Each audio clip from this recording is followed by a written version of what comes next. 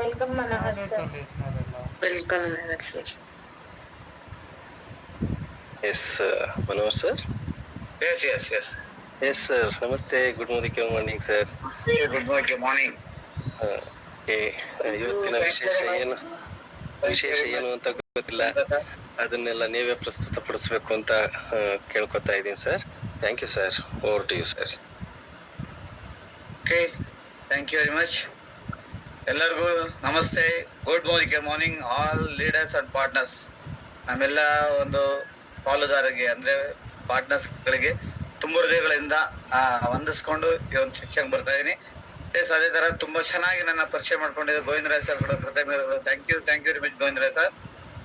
ಮತ್ತೆ ಈ ವಾರ ಯಾವ್ದಾದ್ರು ಒಂದು ಸೆಕ್ಷನ್ ಕೊಡ್ಬೇಕು, ಏನಾದ್ರು ಒಂದು ಟಾಪಿಕ್ ಕೊಡ್ಬೇಕು, ನಮ್ಮ ಟೀಮ್ ಅಲ್ಲಿ ಇರೋರಿಗೆ ಎಲ್ಲರಿಗೂ ಇನ್ಫಾರ್ಮೇಶನ್ ಕೊಡ್ಬೇಕು ಅಂದ್ಬಿಟ್ಟು ನಾವೆಲ್ಲರೂ ಕೋ ಲೀಡರ್ಸ್ ಎಲ್ಲ ಡಿಸ್ಕಸ್ ಮಾಡಿ ಡಿಸಿಷನ್ ತಗೊಂಡು ಒಬ್ಬೊಬ್ರು ಒಂದೊಂದಿನ ಅವ್ರದೇ ಆದ ಒಂದು ಏನಿದೆ ಅನುಭವಗಳನ್ನ, ಕಲಿಕೆಗಳನ್ನ, ಕಲ್ತಿರೋದನ್ನ ಅದನ್ನ ಎಲ್ಲಾರು ಕೂಡ ಇವತ್ತು ಪ್ರತಿಯೊಬ್ಬರಿಗೂ ಸಿಗ್ಬೇಕು, ಎಲ್ಲರಿಗೂ ಶೇರ್ ಆಗ್ಬೇಕು ಅನ್ನೋದೇ ಈ ಒಂದು ಜೂಮ್ ಮೀಟಿಂಗ್ ನ ಒಂದು ಉದ್ದೇಶ, ಮೇಜರ್ ಉದ್ದೇಶ. ನಮ್ ಟಾಪ್ ಲೀಡರ್ ನಟರಾಜ್ ಸರ್ ಇಂದ ಹಿಡಿದು ಎಲ್ಲಾ ಕೋ ಲೀಡರ್ಸ್ ಗಳ ಉದ್ದೇಶ. ಅದಕ್ಕೆ ಪ್ರತಿಯೊಬ್ರು ಅವರಲ್ಲಿರೋ ಒಂದು ಏನಿದೆ ಕಲಿಕೆಗಳು ಅದನ್ನ ನಿಮ್ಮೆಲ್ಲರೂ ಕೂಡ ದಾರಿ ಎರಿತಾ ಇದೀವಿ. ಅದನ್ನ ಕೇಳಿಸ್ಕೊಳ್ಳಿ, ನಟರಾಜ್ ಸರ್ ಕೇಳಿಸ್ಕೊಳ್ಳಿ, ಆಲಿಸ್ಕೊಳ್ಳಿ, ಅಳವಡಿಸ್ಕೊಳ್ಳಿ. ಜೀವನದಲ್ಲಿ ನಾವೇನೆಲ್ಲ ಪಡ್ಕೋಬೇಕು, ಏನೆಲ್ಲ ಅನ್ಕೊಂಡಿದೀವಿ, ಯಾವ ತರ ಬದುಕ್ಬೇಕು, ಯಾವ ತರ ನಮ್ ಜೀವನ ರೂಪಿಸ್ಕೋಬೇಕು, ಎಲ್ಲಾನು ನಮ್ ಕೈಲೇ ಇರೋದು. ನಾವು ಯಾವ ರೀತಿ ತಗೊಳ್ತೀವೋ ಅದ್ರ ಮೇಲೆ ಡಿಪೆಂಡ್, ನಾವು ಅದನ್ನ ಯಾವ ರೀತಿ ಅಳವಡಿಸ್ಕೊಳ್ತೀವೋ ಅದ್ರ ಮೇಲೆ ಡಿಪೆಂಡ್. ಅದನ್ನ ಜಸ್ಟ್ ಈ ಒಂದು ಸೆಕ್ಷನ್ ಇಂದ ಸಾಕಷ್ಟು ನಮ್ಗೆ ಇನ್ಫಾರ್ಮೇಶನ್ ಸಿಗ್ತಾ ಇದೆ. ಸಾಕಷ್ಟು ಲೀಡರ್ಸ್ ಗಳು ಇವತ್ತು ನಾವು ಬರೀ ಕೋ ಲೀಡರ್ಸ್ ಮಾತ್ರ ಅಲ್ಲ, ಸೆಕೆಂಡ್ ಕೋ ಲೀಡರ್ಸ್ ಅಂತ ಹೇಳ್ತೀವಿ. ಇವಾಗ ಫೆಬ್ರವರಿ ಜಸ್ಟ್ ಬರೀ 1 ನಿಮಿಷ. ಓಕೆ,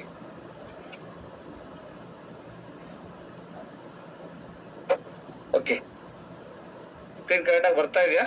ಓಕೆ ಮನೋಜ್ ಸರ್ ಸ್ವಲ್ಪ ಸೈಡ್ ಕೂತ್ಕೊಳ್ಳಿ, ಲೈಟ್ ಬೀಳ್ತಾ ಇದೆ ಸ್ವಲ್ಪ. ಓಕೆ,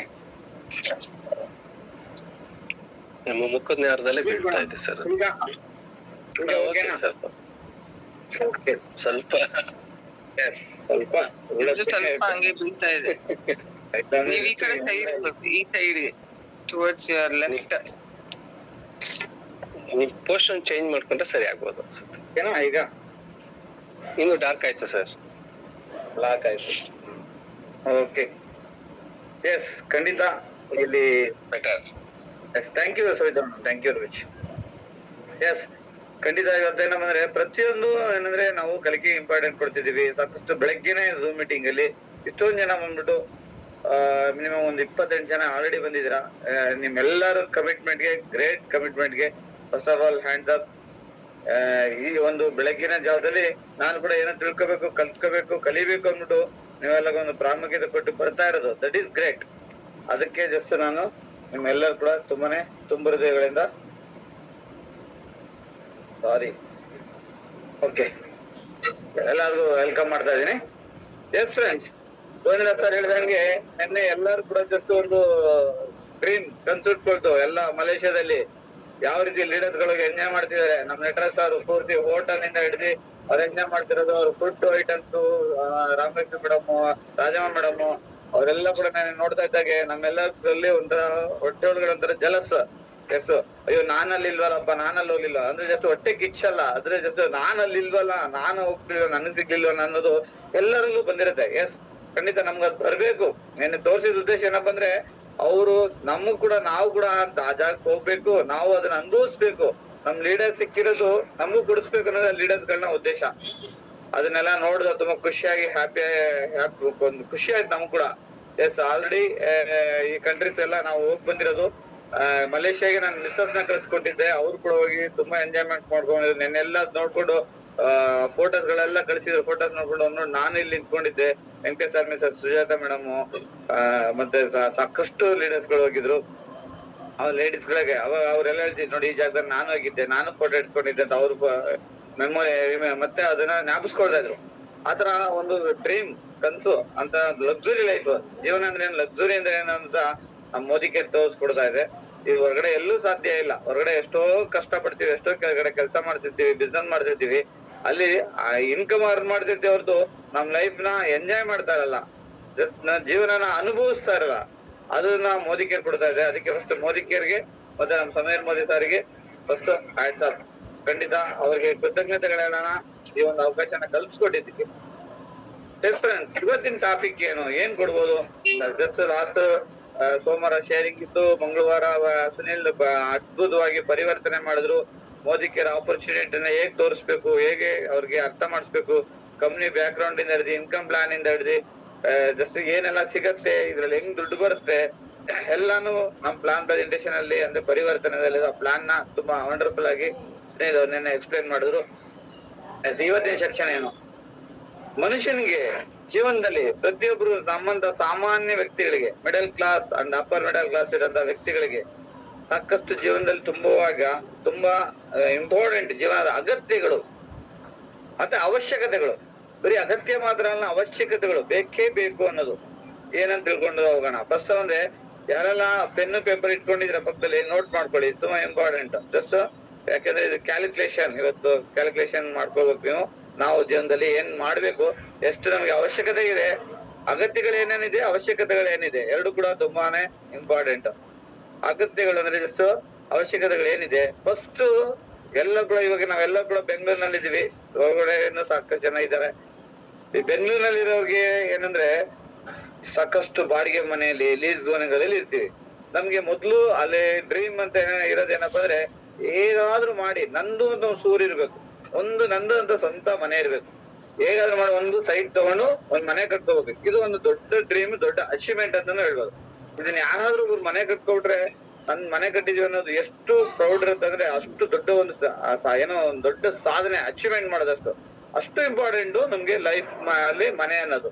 ಆ ಮನೆ ಎಲ್ಲರಿಗೂ ಇಂಪಾರ್ಟೆಂಟ್ ಅಲ್ವಾ? ಜಸ್ಟ್ ನೋಡಿ, ಇವಾಗಿನ ಸಿಚುವೇಶನ್ ನಲ್ಲಿ, ಈಗಿನ ಒಂದು ಕಾಲದಲ್ಲಿ ಒಂದು ಸೈಟ್ ತಗೋಬೇಕಂದ್ರೆ ಕಷ್ಟ ಅಂತ ಹೇಳ್ತಾ ಇಲ್ಲ ನಾನು. ಎಷ್ಟು ಹಣ ಬೇಕಿದೆ, ಎಷ್ಟು ಎಲ್ಲರೂ ಸೈಟ್ ತಗೋಬಹುದು. ಅದಕ್ಕೆ ಸೈಟ್ ತಗೊಳಕ್ ಎಷ್ಟು ಹಣ ಬೇಕಿದೆ?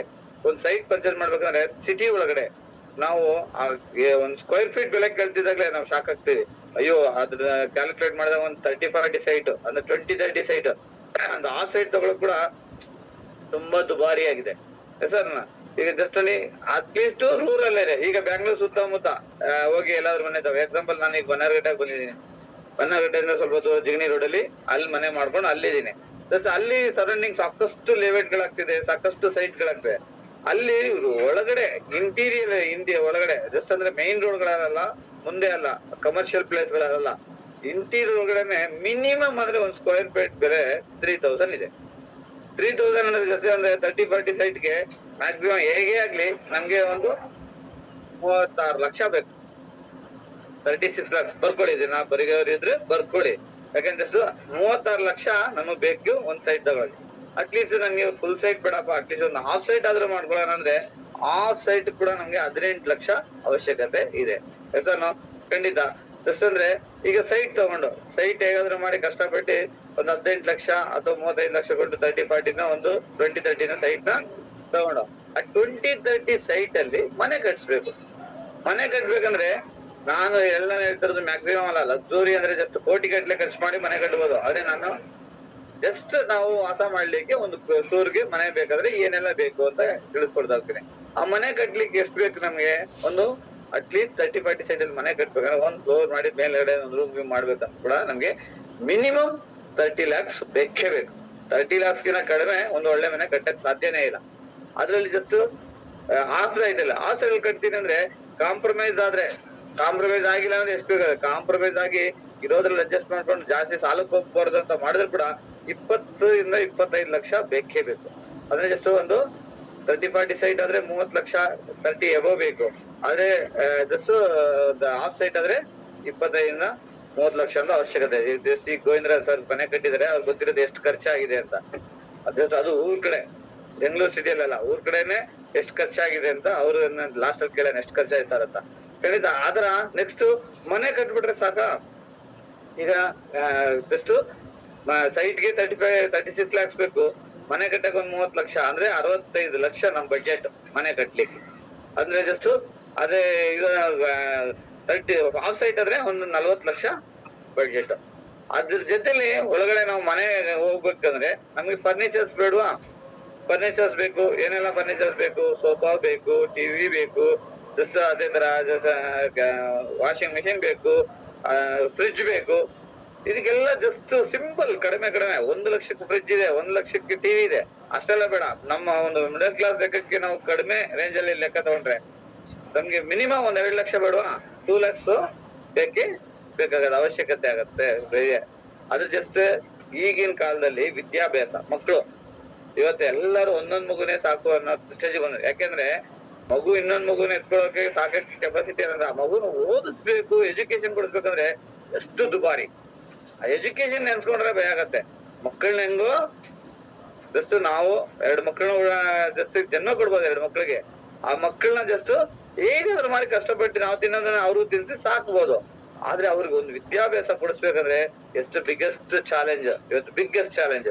ಇವತ್ತು ಪ್ರಿ ಕೆಜಿ, UKG, LKGಗೆ ಫೀಸ್ಗಳು ಕೇಳ್ಬಿಟ್ರೆ ಶಾಕ್ ಆಗತ್ತೆ ಕೆಲವ್ರಿಗೆ. ಅಯ್ಯೋ ನಮ್ಮಂತವ್ರಿಗೆ ಅಲ್ವೇ ಅನ್ನೋದೆ. ಗೌರ್ಮೆಂಟ್ ಸ್ಕೂಲ್ ಓದ್ಸಕ್ಕೆ ಯಾರಿಗೂ ಇಷ್ಟಪಡಲ್ಲ. ಅಟ್ಲೀಸ್ಟ್ ಪ್ರೈವೇಟ್ ಸ್ಕೂಲ್ ಅಲ್ಲಿ ಎಲ್ಲಾದ್ರೂ ಓದಿಸ್ಲೇಬೇಕು ಅಂತ ಎಲ್ಲಾರ ಮೈಂಡ್ ಸೆಟ್ನು. ಬಡವರು ಕೂಡ ಇವತ್ತು ಗೌರ್ಮೆಂಟ್ ಸ್ಕೂಲ್ ಕಳ್ಸಕ್ಕೆ ಹಿಂದೆ ಮುಂದೆ ನೋಡ್ತಾರೆ. ಗೌರ್ಮೆಂಟ್ ಸ್ಕೂಲ್ ಅಲ್ಲಿ ಎಲ್ಲಾ ಅನುಕೂಲಗಳಿದ್ರು ಅಲ್ಲಿ ಟೋಟಲ್ 1ನೇ ಕ್ಲಾಸ್ ಇಂದ 8ನೇ ಕ್ಲಾಸ್ ವರೆಗೂ ವಿದ್ಯಾರ್ಥಿಗಳು ನೋಡಿದ್ರೆ 25 ಜನ 30 ಜನ ಇರಲ್ಲ. ಜಸ್ಟ್ ಇಲ್ಲಿ ಬೇರೆ ಪ್ರೈವೇಟ್ ಸ್ಕೂಲ್ ಅಲ್ಲಿ ಒಂದು ಕ್ಲಾಸ್ ರೂಮ್ ಅಲ್ಲಿ ಇರುವಂತ ಮಕ್ಕಳು ಇಡೀ ಸ್ಕೂಲ್ಗೆ ಇರ್ತಾರೆ.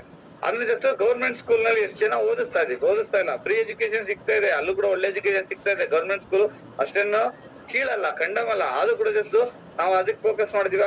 ಯಾಕೆಂದ್ರೆ ಪ್ರೆಸ್ಟೀಜ್. ನನ್ ಮಗನ ಇಲ್ಲಿ ಓದಿಸ್ತೀನಿ, ನನ್ ಮಗನ ಆ ಸ್ಕೂಲ್ ಓದಿಸ್ತೀನಿ, ನನ್ ಮಗನ ಈ ಸ್ಕೂಲ್ ಓದಿಸ್ತೀನಿ ಅಂತ ನಾವು ಹೇಳ್ಕೊಳ್ಬೇಕು. ಪ್ರೆಸ್ಟೀಜ್ ನ ಕಾಪಾಡ್ಬೇಕು, ವ್ಯಾಲ್ಯೂ. ಆತರ ನೋಡ್ಕೊಂಡ್ರೆ ಸಾಧಾರಣ ಸ್ಕೂಲ್ ಅಲ್ಲಿ ಅಂದ್ರೆ ಒಂದು ಲೋನು ಅಲ್ಲ, ಹೈನೂ ಅಲ್ಲ, ಒಂದು ಮಿಡಲ್ ಅಲ್ಲಿ ಒಂದು ಸ್ಕೂಲ್ ಸೆಲೆಕ್ಟ್ ಮಾಡ್ಕೊಂಡು ಕೂಡ ಆ ಮಕ್ಕಳಿಗೆ ನಾವು 20 ವರ್ಷ ಎಜುಕೇಶನ್ ಕೊಡ್ಬೇಕು. 20 years ಎಜುಕೇಶನ್ ಕೊಡ್ಬೇಕು. ಈಗ ಬಿಡಿ ಪ್ರಿ ಕೆಜಿಗೆ 1 ಲಕ್ಷ ತಗೊಳ್ತಿದ್ದಾರೆ. 30,000 40,000 ಅಂತ ಹೋದಾಗ ಮಿನಿಮಮ್ 30 ರಿಂದ 50 ಲಕ್ಷ ಬೇಕು ಮಕ್ಕಳ ಎಜುಕೇಶನ್ಗೆ. ಎಷ್ಟು ಬೇಕು? 30 ರಿಂದ 50 ಲಕ್ಷ ಬೇಕು. ಜಸ್ಟ್ ನೋಡಿ ಎಜುಕೇಶನ್ ಅಂತ ಹೋದಾಗ ಅವರು ಒಂದು SSLC ಮುಗಿಸೋವರೆಗೂ ನಾರ್ಮಲ್ ಆಗಿ ಅಷ್ಟೋ ಹೋಗ್ತಾ ಇರುತ್ತೆ. SSLC ಮುಗಿದ್ಮೇಲೆ ಕಾಲೇಜ್ಗಳಿಗೆ ಹೋದಾಗ ಒಳ್ಳೆ ಕಾಲೇಜೇ ಬೇಕು. ಅಲ್ಲೋದಾಗ ಬೇರೆ ಕಡೆ ಒಳ್ಳೆ ಕಡೆ ಸೀಟ್ ಸಿಕ್ಕಿದಾಗ ದೂರ ಹೋದಾಗ ಮನೆ ದೂರ ಇದೆ ಅಂದಾಗ ಅಲ್ಲಿ ಜಸ್ಟ್ ನಮ್ಗೆ ಹಾಸ್ಟೆಲ್ ಫೆಸಿಲಿಟಿ ಅಥವಾ ಜಸ್ಟ್ ಹೋಗ್ ಬರೋ ಅಂತ ಟ್ರಾನ್ಸ್ಪೋರ್ಟ್ ಫೆಸಿಲಿಟಿ ಇರ್ಬೋದು. ಇದಕ್ಕೆಲ್ಲ ಲೆಕ್ಕ ಹಾಕೊಳ್ತಾ ಹೋದ್ರೆ ನಮ್ಗೆ ಲೈಫ್ ಅಲ್ಲಿ ತುಂಬಾನೇ ಹಣದ ಅವಶ್ಯಕತೆ ಇದೆ. ಸಾಕಷ್ಟು ದುಡ್ಡು ಬೇಕಾಗಿದೆ. ಸರ್ ಖಂಡಿತ ಅಲ್ಲಿ ತುಂಬಾನೇ ಹಣ. ಎಕ್ಸಾಂಪಲ್ ಈಗ ನನ್ ಮಗನ ಹೇಳ್ಕೊಂಡು, ನನ್ ಮಗ ಚಿಕ್ಕವನಿಗೆ MBA ಮಾಡ್ತಿದ್ದಾನೆ. ಎಲ್ಲಿ? ದಯಾನಂದ ಕಾಲೇಜ್. ಅವನು ಇಲ್ಲಿ ಪಕ್ಕದಲ್ಲಿ ನಮ್ಮನೆ ಪಕ್ಕದಲ್ಲಿ AMC ಕಾಲೇಜ್ ಇದೆ. ಅಲ್ಲಿ ಈಸಿಯಾಗಿ ಸೀಟ್ ಸಿಗತ್ತೆ MBAಗೆ. ಕಷ್ಟಪಡ್ಬೇಕಾಗಿಲ್ಲ. ಮಾಮೂಲಿ ಸ್ಕೋರ್ ತಗೊಂಡ್ರು ಕೂಡ ಅಲ್ಲಿ ಸೀಟ್ ಸಿಗತ್ತೆ. ಅವನ್ ಡ್ರೀಮ್ ಅದಲ್ಲ. ಅವನ್ ದಯಾನಂದ ಸಾಗರ್ ಅಥವಾ ರಾಮಯ್ಯ ಕಾಲೇಜಲ್ಲೇ ಓದ್ಬೇಕಂತ. ದಯಾನಂದ ಕಾಲೇಜಿಗೆ ಆಲ್ರೆಡಿ ಸೀಟ್ ಸಿಕ್ತು, ಆಲ್ರೆಡಿ ಓದ್ತಾ ಇದ್ದಾನೆ. ಈಗ ಫೈನಲ್ ಇಯರ್. ದಯಾನಂದ ಕಾಲೇಜ್ಗೆ ಜಸ್ಟ್ ಫ್ರೆಂಡ್ ಅವನು MBA ಮಾಡ್ಬೇಕಂದ್ರೆ 2 years ಪ್ಯಾಕೇಜ್ 15 lakhs 15 ಲಕ್ಷ. ದುಬಾರಿನ ಇಲ್ವಾ? ನೆನ್ಸ್ಕೊಂಡ್ರೆ ಭಯ ಆಗತ್ತೆ. ಜಸ್ಟ್ ನಾನು ಕ್ಯಾಲ್ಕುಲೇಷನ್ ಮಗು ಮಕ್ಕಳು ಓದಿಸ್ಬೇಕಂದ್ರೆ ಟೋಟಲ್ ಇಲ್ಲಿ ನಾನು ಲೆಕ್ಕಾಚಾರದಲ್ಲಿ 20 ಲಕ್ಷ ಹಾಕೊಂಡಿದ್ದೀನಿ. ಆದ್ರೆ ಒಂದು ವರ್ಷ ಒಂದು ಡಬಲ್ ಡಿಗ್ರಿ ಮಾಡ್ಲಿಕ್ಕೆ 2 years ಕೋರ್ಸ್ಗೆ 15 ಲಕ್ಷ ಬೇಕು.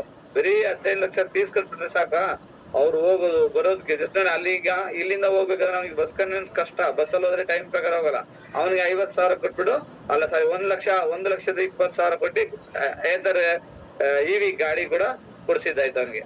ಇವತ್ತು ಜಸ್ಟ್ ಆತರ ಇದು ಯಾಕೆ ಹೇಳ್ತೀನಿ ಅಂದ್ರೆ ಇದು ಪ್ರತಿಯೊಬ್ಬರು ವರ್ಷ ಇದೆ. ಮಕ್ಕಳಿಗೆ ಕಾಲೇಜ್ ದೂರ ಇದ್ರೆ ಬಸ್ ಕಾಯಕ್ಕಾಗಲ್ಲ. ಅವ್ರಿಗೆ ಇಮಿಡಿಯೇಟ್ ಗಾಡಿ ಕೊಡಿಸ್ಬೇಕು. ಆದ್ರೆ ವೆಹಿಕಲ್ ಬೇಕಾಗಿಲ್ವಾ? 2 wheeler ಬೇಕು.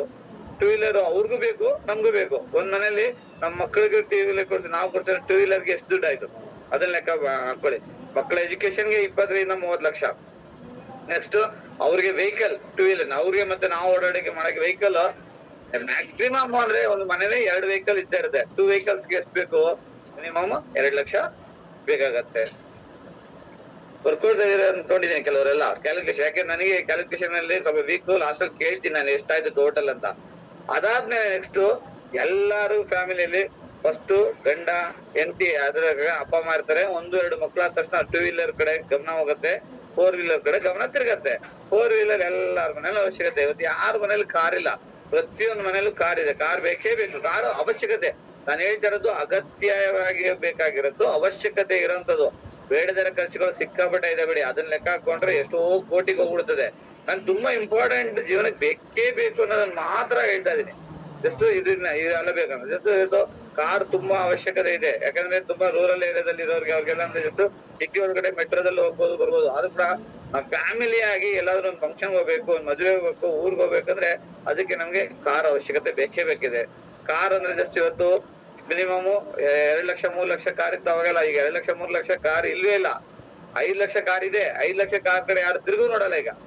ಅದಷ್ಟು ಇವಾಗ ಬೇಕಾದ್ರೆ ಏನಪ್ಪ ಅಂದ್ರೆ ಎಲ್ಲ ಮಿನಿಮಮ್ 10 ಲಕ್ಷಕ್ಕಿಂತ ಮೇಲ್ಗಡೆ ಕಾರೇ ಬೇಕು. ಬೇಕಾ ಬೇಡವಾ? ಸಿಂಪಲ್ ಆಗಿ ಕ್ಯಾಲ್ಕುಲೇಷನ್ ಮಾಡಿದ್ರೆ ಒಂದ್ ಸೈಟ್, ಒಂದ್ ಮನೆ, ಒಂದು ಫರ್ನಿಚರ್, ಮಕ್ಕಳ ಎಜುಕೇಶನ್, ಮತ್ತೆ ಜಸ್ಟ್ ಒಂದು 2 ವೀಲರ್, ಒಂದು ಕಾರ್ ಗಿರ ತಗೊಂಡ್ರೆ ನಮ್ಗೆ ಬೇಕಾಗಿರೋ ಹಣದ ಅವಶ್ಯಕತೆ 1 crore ಅದಕ್ಕೆ 1 ಸಿ ಬೇಕು. 1 ಕೋಟಿ ಬೇಕಾ ಬೇಡ ಫ್ರೆಂಡ್? ಬೇಕೇ ಬೇಕು. ಅದೇ ತರ ಆಫ್ ಸೈಟ್ ಅಲ್ಲಿ ಮಾಡ್ತೀನಿ ಅಂದ್ರೆ ಕೂಡ ಇದೆಲ್ಲ ಖರ್ಚು ಹಾಕೊಂಡು ಕಾರ್ 5 ಲಕ್ಷದ ಕಾರ್ ತಗೊಂಡ್ರು ಕೂಡ ಬರೀ 1 2 ವೀಲರ್ ತಗೊಂಡ್ರು ಕೂಡ ನಮ್ಗೆ ಜಸ್ಟ್ 60 65 ಲಕ್ಷ ಬೇಕೇ ಬೇಕು. ಜಸ್ಟ್ ಇದು ಯಾಕೆ ಕ್ಯಾಲ್ಕುಲೇಷನ್ ಹೇಳ್ತಾ ಇದೀನಿ ಅಂದ್ರೆ ಜಸ್ಟ್ ನೋಡಿ, ನಾವು ಎಲ್ಲರೂ ಕೂಡ ಕೆಲ್ಸಕ್ಕೆ ಹೋಗ್ತಾ ಇದೀವಿ, ಅಥವಾ ಜಾಬ್ ಅಥವಾ ಬಿಸ್ನೆಸ್ ಅಥವಾ ಸೆಲ್ಫ್ ಎಂಪ್ಲಾಯ್ ಯಾವ್ದೋ ಒಂದು ಮಾಡ್ತಾ ಇದೀವಿ. ಮಾಡಿದಾಗ ನಾವು ಎಷ್ಟು ದುಡಿತಾ ಇದೀವಿ, ತಿಂಗಳಿಗೆ ಎಷ್ಟು ಸಂಪಾದನೆ ಮಾಡ್ತಿದೀವಿ, ಎಷ್ಟು ಎಕ್ಸಾಂಪಲ್ ಮಿನಿಮಮ್ ಅಂದ್ರೆ ಇವತ್ತು 30,000ಕ್ಕಿಂತ ಕಡಿಮೆ ಯಾರು ದುಡಿತಾ ಇಲ್ಲ. ಆದ್ರೆ ಕೆಲವು ಮನೇಲಿ ಗಂಡ ಹೆಂಡತಿ ಇಬ್ರು ಸೇರಿ ದುಡಿಯಕ್ ಹೋಗ್ತಾರೆ. ಮ್ಯಾಕ್ಸಿಮಮ್ 30,000 40,000 ಇನ್ಕಮ್ ಗಂಡ ಹೆಂಡತಿ ಇದಾಗಿರುತ್ತೆ. ನಾನು ಹೇಳ್ತಾ ಇರೋದು IT ಕಂಪ್ನಿಯವ್ರದಲ್ಲ, ನಮ್ಮಂತವ್ರಿಗೆ ಜಸ್ಟ್ SLC PUC ಡಿಗ್ರಿ ಅವ್ರಿಗೆ. ಡಿಗ್ರಿ ಮಾಡಿ ಇವತ್ತು ಕಷ್ಟಪಟ್ಟು ಡಿಗ್ರಿ ಮಾಡಿದ್ರೆ ಆ ಡಿಗ್ರಿ ಹೋಲ್ಡರ್ಗೆ ಸಿಗೋದು ಮ್ಯಾಕ್ಸಿಮಮ್ ಸ್ಯಾಲ್ರಿ ಅಂದ್ರೆ ಯಾರೋ ಲಕ್ಕಿರೋರ್ಗೆ ಯಾವ್ದೋ ಒಂದು ಪ್ಯಾಕೇಜ್ ಸಿಗುತ್ತೆ. ನಾರ್ಮಲ್ ಆಗಿ ಸಿಗೋದು 20,000 22,000 ಮೇಲೆ ಸಂಬಳ ಇಲ್ವೇ ಇಲ್ಲ. 25,000 ಅಂದ್ರೆ ಅದು ಒಳ್ಳೆ ಸಂಬಳ. ಅದೇ 25,000 ಸಂಬಳ ಬರುತ್ತೆ. ಗಂಡ ಹೆಂಡತಿ ಇಬ್ರು ಕೂಡ ಡಿಗ್ರಿ ಮಾಡಿ ಹೋದ್ರು ಕೂಡ ಒಂದು 50,000 ಸ್ಯಾಲ್ರಿ. ಅದಕ್ಕೆ ಬೆಲೆ ಇಲ್ಲ. ಅದು ಎಲ್ಲಾ ಮನೇಲೂ ಹಸ್ಬೆಂಡ್ ಇಬ್ರು ಹೋಗೋ ಅವಶ್ಯಕತೆ ಅಂತ ಅನುಕೂಲಗಳು ಇರಲ್ಲ. ಕೆಲವರು ಇರ್ತದೆ, ಕೆಲವರು ಗಂಡ ಹೆಂಡತಿ ಇಬ್ರು ಇರ್ತಾರೆ, ಗಾರ್ಮೆಂಟ್ಸ್ ಹೋಗ್ತಾ ಇರ್ತಾರೆ, ಗಂಡ ಡ್ರೈವಿಂಗ್ ಹೋಗ್ತಾ ಇರ್ತಾರೆ. ಇಬ್ರು ಸೇರ್ಬಿಟ್ಟು ಒಂದ್ 35-40,000 ದುಡಿತಾ ಇರ್ತಾರೆ. 40,000 ಅಂದ್ರೆ ಇಟ್ಕೊಳ್ಳೋಣ, 40,000 ದುಡಿತಾ ಇದಾರೆ. 40,000 ದುಡಿದು ಎಲ್ಲಾ ಅವಶ್ಯಕತೆಗಳನ್ನು ಹೋಗಿ ಇದೆಲ್ಲದು ಕಮಿಟ್ಮೆಂಟ್ಗಳೋಗಿ ನಾವು ಉಳಿಸ್ಬೇಕು. ಬೇರೆ ಬೇರೆ ನಾವು ಖರ್ಚು, ಮನೆ ಖರ್ಚು, ಊಟ, ಸ್ವಂತ ಮನೇಲಿ ತರೋರು, ಬಾಡಿಗೆ ಎಲ್ಲ ಹೋದಾಗ ನಮ್ಗೆ ಎಷ್ಟು ಅಲ್ಲಿ ಉಳಿಯೋದೆಷ್ಟು ಉಳಿಸ್ಬೋದು, ಮ್ಯಾಕ್ಸಿಮಮ್ ಎಷ್ಟು ಉಳಿಸ್ಬೋದು? 50% ಅನ್ನು ಕೂಡ ಮಿನಿಮಮ್. ಕೆಲವ್ರಿಗೆ 10,000 ಉಳಿಸಕ್ಕೆ ತುಂಬಾ ಕಷ್ಟ. ನಾನ್ ಜಾಸ್ತಿನೇ ಹೇಳ್ತೀನಿ, 20,000 ಉಳಿಸ್ತೀರಾ ಅನ್ಕೊಳ್ಳಿ. ನಿಮ್ ಎಲ್ಲಾ ಖರ್ಚುಗಳು ಸಂಪಾದನೆ ಮಾಡಿ ಬರೋ ಸಂಬಳದಲ್ಲಿ 20,000 ತಿಂಗಳಿಗೆ ಉಳಿಸ್ತೀನಿ. 20,000 ಉಳಿಸಿದ್ರೆ ಫ್ರೆಂಡ್ಸ್ ಕ್ಯಾಲ್ಕುಲೇಷನ್ ಮಾಡಿ, 20,000 ಉಳಿಸಿದ್ರೆ ನಾನು ಆಗ್ಲೇ ಹೇಳಿದ್ನಲ್ಲ ಮೇಲ್ಗಡೆ ಮನೆ, ಸೈಟು, ಫರ್ನಿಚರು, ಎಜುಕೇಶನ್, 2 ವೀಲರ್, ಕಾರ್ಗೆಲ್ಲ ಹೇಳಿದ್ರು ಮಿನಿಮಮ್ 1 ಕೋಟಿ ಆಗತ್ತೆ. 20,000 ಉಳಿಸಿದ್ರೆ ಎಷ್ಟು ತಿಂಗಳು ಬೇಕು ನಮ್ಗೆ 1 ಕೋಟಿ ಉಳಿಸಕ್ಕೆ? ಒಂದು ಕ್ಯಾಲ್ಕುಲೇಷನ್ ಮಾಡಿ. ಅಂದ್ರೆ ಜಸ್ಟ್ ನನಗೆ ಅಷ್ಟೊಂದು ಕ್ಯಾಲ್ಕುಲೇಷನ್ ಗೊತ್ತಿಲ್ಲ. ಮಿನಿಮಮ್ ನನ್ನ ಲೆಕ್ಕದ ಪ್ರಕಾರ ಜಸ್ಟ್ 20ಕ್ಕೆ ಎಷ್ಟು ತಿಂಗಳು ಬೇಕಾಗತ್ತೆ? ಮಿನಿಮಮ್ ಅಂದ್ರೆ ನಮ್ಗೆ 40 ರಿಂದ 45 ವರ್ಷ ಬೇಕಾಗತ್ತೆ. ಎಷ್ಟು ಉಳಿಸಕ್ಕೆ? ಒಂದು ಬರೀ 40 ಅಂದ್ರೆ ನಾವು 1 ಕೋಟಿ ಉಳಿಸಕ್ಕೆ 20,000 ಅಂದ್ರೆ ಕರೆಕ್ಟ್. ಯಾರಾದ್ರೂ ಹೇಳ್ಬೋದಾ? ಗೋವಿಂದ ಸರ್, ನನ್ ಕ್ಯಾಲ್ಕುಲೇಷನ್ ಕರೆಕ್ಟ್ ಇದೆಯಾ? ಇಲ್ಲ ಅನ್ಕಡೆ ಗೋವಿಂದ್ರ, ಸವಿತಾ ಮೇಡಮ್, ಯಾರಾದ್ರೂ ಹೇಳ್ಬೋದು? ಎಸ್. ಅಂದ್ರೆ 42 ವರ್ಷ ಬೇಕಾಗ್ತದೆ. 45 ವರ್ಷ. 41 ವರ್ಷ 6 ತಿಂಗಳು ಬೇಕು sir. Okay, thank you Sandeep sir, calculation ಹೇಳಿದಕ್ಕೆ. ಅದು 45 ವರ್ಷ ಬೇಕು. 1 ಕೋಟಿ ಇಷ್ಟೆಲ್ಲದಕ್ಕೂ 1 ಕೋಟಿ ನಾನು ಕ್ಯಾಲ್ಕುಲೇಷನ್ ಮಾಡಿದ್ನಿ. 45 ವರ್ಷ ಆದ್ಮೇಲೆ ಜಸ್ಟ್ ನಾವ್ ಹೇಳಿದ್ವಿ, ನಾನು ಇದೇ ಬನ್ನಘಟ್ಟದಲ್ಲಿ ಬೇಗಳ್ಳಿಗೆ ಬರ್ಬೇಕಂದ್ರೆ ಸೈಟ್ ಬೆಲೆ ಸ್ಕ್ವೇರ್ ಫೀಟ್ 1,500 ಆಯ್ತು. ಬರೀ 4ನೇ ವರ್ಷಕ್ಕೆ ನಾನು ಇರೋದು. 4 ವರ್ಷಕ್ಕೆ ಇವತ್ತು ಸೈಟ್ ಬೆಲೆ 3,500 ಆಗಿದೆ. ಅಂದ್ರೆ ಎಷ್ಟು? ಡಬಲ್ಗಿನ ಜಾಸ್ತಿ ಆಗಿದೆ. ಆದ್ರೆ 45 ವರ್ಷದಲ್ಲಿ ಸೈಟ್ ಬೆಲೆ ಎಷ್ಟಿರುತ್ತೆ, ಮೆಟೀರಿಯಲ್ ಬೆಲೆ ಎಷ್ಟಿರುತ್ತೆ, ನಮ್ಮ ಫರ್ನಿಚರ್ ಬೆಲೆ ಎಷ್ಟಿರುತ್ತೆ, ಕಾರ್ ಬೆಲೆ ಎಷ್ಟಿರುತ್ತೆ, ಮಕ್ಕಳ ಎಜುಕೇಶನ್ ಅವಾಗ ಎಷ್ಟಿರುತ್ತೆ? ಅವಾಗ ಇನ್ನು ಡಬಲ್ ತ್ರಿಬಲ್ ಆಗ್ಬಿಟ್ಟಿರ್ತದೆ. ಅಂದ್ರೆ ಜಸ್ಟ್ ಇಷ್ಟೆಲ್ಲ ಆದಾಗ ನಾವು ದುಡ್ದು 20,000 ಉಳಿಸ್ಕೊಂಬರ್ತೀವಿ. ನಮ್ ಸಂಬಳ ಡಬಲ್ ತ್ರಿಬಲ್ ಆಗ್ತಾ ಹೋಗತ್ತಾ? ಜಸ್ಟ್ ಈಗ 10 ವರ್ಷಕ್ಕೆ ಮುಂಚೆ ಯಾರು ಕೆಲಸ ಮಾಡ್ತಿದಾರೋ ಅವ್ರ ಸಂಬಳ ನೋಡ್ಕೊಳ್ಳಿ. 10 ವರ್ಷಕ್ಕೆ ಮುಂಚೆ ನಂಗೆ ಎಷ್ಟು ಸಂಬಳ ಇತ್ತು, ಇವಾಗ ಎಷ್ಟು ಸಂಬಳ ಇದೆ? ತ್ರಿಬಲ್ ಆಗಿದ್ಯಾ, ಡಬಲ್ ಆಗಿದ್ಯಾ, ತ್ರಿಬಲ್ ಆಗಿದ್ಯಾ? ಇಲ್ವೇ ಇಲ್ಲ. ಜಸ್ಟ್ 5,000 10,000 ಜಾಸ್ತಿ ಆಗಿರ್ಬೋದು ಅಷ್ಟೇ. ಆದ್ರೆ ಜಸ್ಟ್ ಇವತ್ತು ಎಕ್ಸ್ಪೆನ್ಸ್ಗಳು, ಖರ್ಚುಗಳು ಮಾತ್ರ ಡಬಲ್ ಆಗ್ತಿದೆ. ಎಲ್ಲಾ ಬೆಲೆಗಳು ಜಾಸ್ತಿ ಆಗ್ತಿದೆ. ಇಮಿಡಿಯೇಟ್ ಒಂದೇ ಸಲ ಆಯಿಲ್ಗೆ 20 ರೂಪಾಯಿ 30 ರೂಪಾಯಿ 40 ರೂಪಾಯಿ 50 ರೂಪಾಯಿ ರೇಟ್ ಜಾಸ್ತಿ ಆಗಿದೆ. ಜಸ್ಟ್ ಅಡಿಗೆ ಎಣ್ಣೆಗೆ ಅದರ ಗ್ಯಾಸ್ ಎಷ್ಟು ಜಾಸ್ತಿ ಆಯ್ತು ಈಗ? ಮಿನಿಮಮ್ ಅದ್ರಲ್ಲಿ 200-300 ರೂಪಾಯಿ ಜಾಸ್ತಿ ಆಯ್ತು ಒಂದು ಸಿಲಿಂಡರ್ಗೆ. ಇದ್ರ ಎಲ್ಲಾನು ಬೆಲೆ ಆಗ್ತಿದೆ, ಜಾಸ್ತಿ ಆಗ್ತಿದೆ, ದುಬಾರಿ ಆಗ್ತಿದೆ. ಆ ದುಬಾರಿ ಜೀವನದಲ್ಲಿ ನಾವು ಗುಂಜಾಡ್ಕೊಂಡು ಗೋಗರ್ಕೊಂಡು ಕೆಲಸ ಮಾಡಿ ಹೆಂಗ ಶ್ರಮ ಪಟ್ಟಿ ಹಂಗೂನು ಕಷ್ಟಪಟ್ಟು ಉಳಿಸ್ಕೊಂಡ್ರು ಅವಾಗ್ಲೂ 20,000 ಉಳ್ಸಕ್ಕಾಗದು. ಅದಕ್ಕೆ ಉಳ್ಸಕ್ ಸಾಧ್ಯನೇ ಇಲ್ಲ. 20,000 ಉಳಿಸಿ ನಾವು ಯಾವಾಗ ಫುಲ್ಫಿಲ್ ಮಾಡ್ಕೊಳ್ತೀವಿ? That is question mark. ಇದು ಕ್ವಶನ್ ಹಾಕೊಳ್ಳಿ. ಎಲ್ಲರೂ ಪ್ರತಿಯೊಬ್ರು ಇಲ್ಲಿರೋರು ಎಲ್ಲರೂ ಕ್ವಶನ್ ಹಾಕೊಳ್ಳಿ. ನನ್ನ ಅವಶ್ಯಕತೆ ಯಾವಾಗ ಪೂರೈಸಿದೆ? ಇವತ್ತು ಇಲ್ಲಿ ಬಂದಿರೋರು ಎಷ್ಟು ಜನ ಬಾಡಿಗೆ ಮನೇಲಿ ಇದ್ದೀರಾ? ಎಷ್ಟು ಜನ ಸ್ವಂತ ಮನೆ ಗೊತ್ತಿಲ್ಲ. ಬಾಡಿಗೆ ಮನೇಲಿರೋರಿಗೆ ಸ್ವಂತ ಮನೆಗೆ ಹೋಗ್ಬೇಕಂದ್ರೆ ಇದೆಲ್ಲ ಬೇಕೇ ಬೇಡವಾ? ಬೇಕೇ ಬೇಕು. ಆದಾಗ ಇದು ಜಸ್ಟ್ ಅಟ್ಲೀಸ್ಟ್ 60 ಲಕ್ಷ ಸಂಪಾದನೆ ಮಾಡ್ಬೇಕಂದ್ರೆ ಕೂಡ 25-30 ವರ್ಷ ಬೇಕು ನನ್ಗೆ. 25-30 ವರ್ಷದಲ್ಲಿ ಅದು ಡಬಲ್ ಆಗಿರುತ್ತೆ. ಅಂದ್ರೆ ನನ್ ಡ್ರೀಮ್ ಫುಲ್ಫಿಲ್ ಆಗತ್ತಾ? ನನ್ ಕನ್ಸು ಪೂರೈಸತ್ತಾ? ನಾನು ಅನ್ಕೊಂಡೇನ್ ಮಾಡಕ್ ಆಗತ್ತಾ? ಜಸ್ಟ್ ಇವತ್ತು ಮಕ್ಕಳಿಗೆ ಎಜುಕೇಶನ್ ಲೋನ್ ಮಾಡಿ ಓದಿಸ್ಬೋದು. ಅದೊಂದು ಬ್ಯಾಂಕ್ನವರು ಮತ್ತೆ ಎಲ್ಲಾ ಕಡೆಯಿಂದ ಇವತ್ತೊಂದು ಹೆಲ್ಪ್ ಸಿಗ್ತದೆ. ಜಸ್ಟ್ ನೋಡಿ, ಒಂದು ಎಜುಕೇಶನ್ಗೆ ಅಂತ ಲೋನ್ ಮಾಡಿದಾಗ ಅವ್ರು ಕೆಲಸ ಮಾಡಿ ಆ ಎಜುಕೇಶನ್ ಲೋನ್ ತೀರ್ಸಕ್ಕೆ ಅರ್ಧ ದುಡ್ಡು ಹೋಗುತ್ತೆ. ಅವನ್ ಲೈಫ್ ಅಲ್ಲಿ ಅವನ್ ಏನ್ ಉಳಿಸ್ತಾನೆ, ಅವನ್ ಮುಂದೆ ಏನು ಅವನು ಅಚೀವ್ಮೆಂಟ್ ಮಾಡ್ತಾನೆ. ನನ್ ಮಗ ಏನ್ ಮಾಡಕ್ ಸಾಧ್ಯ? ಎಜುಕೇಶನ್ ಲೋನ್ ಮಾಡಿದಾಗ ಅವ್ನ್ ಲೋನ್ ಕಟ್ಟೋದ್ರಲ್ಲಿ ಅರ್ಧ ಜೀವನ ಹೋಗ್ಬಿಡುತ್ತೆ ಅವನ್ಗೆ. ಅವನ್ ಲೈಫ್ ನ ಹೆಂಗೆ ಲಕ್ಸುರಿಯಾಗಿ ಲೀಡ್ ಮಾಡಕ್ಕಾಗತ್ತೆ? ಈ ತರ ಬಿಗ್ಗೆಸ್ಟ್ ಚಾಲೆಂಜ್ ಇದೆ ಫ್ರೆಂಡ್ಸ್.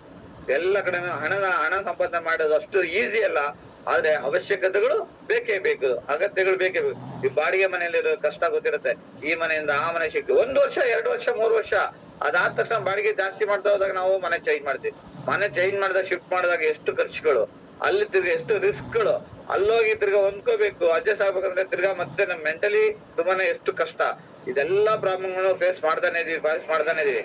ಯಾರೋ ಒಬ್ರೆ ನಾನು 10 ವರ್ಷ ಮನೇಲಿದ್ದೆ, 20 ವರ್ಷ ಮನೇಲಿ ಯಾರೋ ಕೆಲವು ಪುಣ್ಯಾತರು ಒಳ್ಳೆ ಓನರ್ಗಳು ಸಿಕ್ಕಿದಾಗ ಇನ್ನು ಬೇರೆ ಕಡೆ ಹೋದಾಗ ಸಾಕಷ್ಟು ಕಿರಿಕಿರಿಗಳು, ಓನರ್ ಕಷ್ಟ, ನೀರು ಪ್ರಾಬ್ಲಮ್, ಆ ಪ್ರಾಬ್ಲಮ್, ಈ ಪ್ರಾಬ್ಲಮ್ ಅಂತ ಏನೇನೋ ಆಗ್ತಿದಾಗ ಮನೆನ ಬದಲಾಯಿಸು, ಅಲ್ಲಿ ಬಿಟ್ಟು ಇಲ್ಲಿ ಮನೆಗಳನ್ನ ಬದಲಾಯಿಸಿ ಚೇಂಜ್ ಮಾಡ್ಕೊಂಡು ಜೀವನ ಪರ್ಯಂತ ಹೋರಾಟದಲ್ಲೇ ನಮ್ ಜೀವನ ಮುಗಿಸ್ಬಿಡ್ತೀವಿ.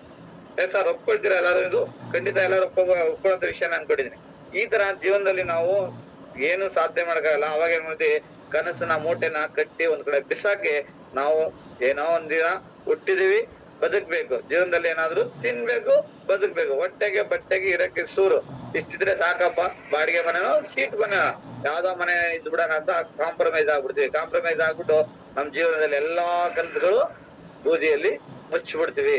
ಅದಕ್ಕೆ ಇವತ್ತು ಯಾಕೆ ಈ ಟಾಪಿಕ್ ಸೆಕ್ಷನ್ ಹೇಳಿದ್ರೆ, ನಾವು ಈ ಅವಶ್ಯಕತೆಗಳ ಅಗತ್ಯಗಳನ್ನ ಪೂರೈಸ್ಕೋಬೇಕಂದ್ರೆ ಒಂದ್ ಬೋರ್ಡ್ ಮೇಲೆ ಸಣ್ಣದಾಗಿ ಎಲ್ಲಾರು ಬರ್ಕೊಳ್ಳಿ, ಪೆನ್ ಪೇಪರ್ ಇದ್ರೆ ಒಂದು ಖರ್ಚು ಅನ್ನೋದು ಒಂದು ದೊಡ್ಡದೊಂದು ಲೈನ್ ಹಾಕೊಳ್ಳಿ.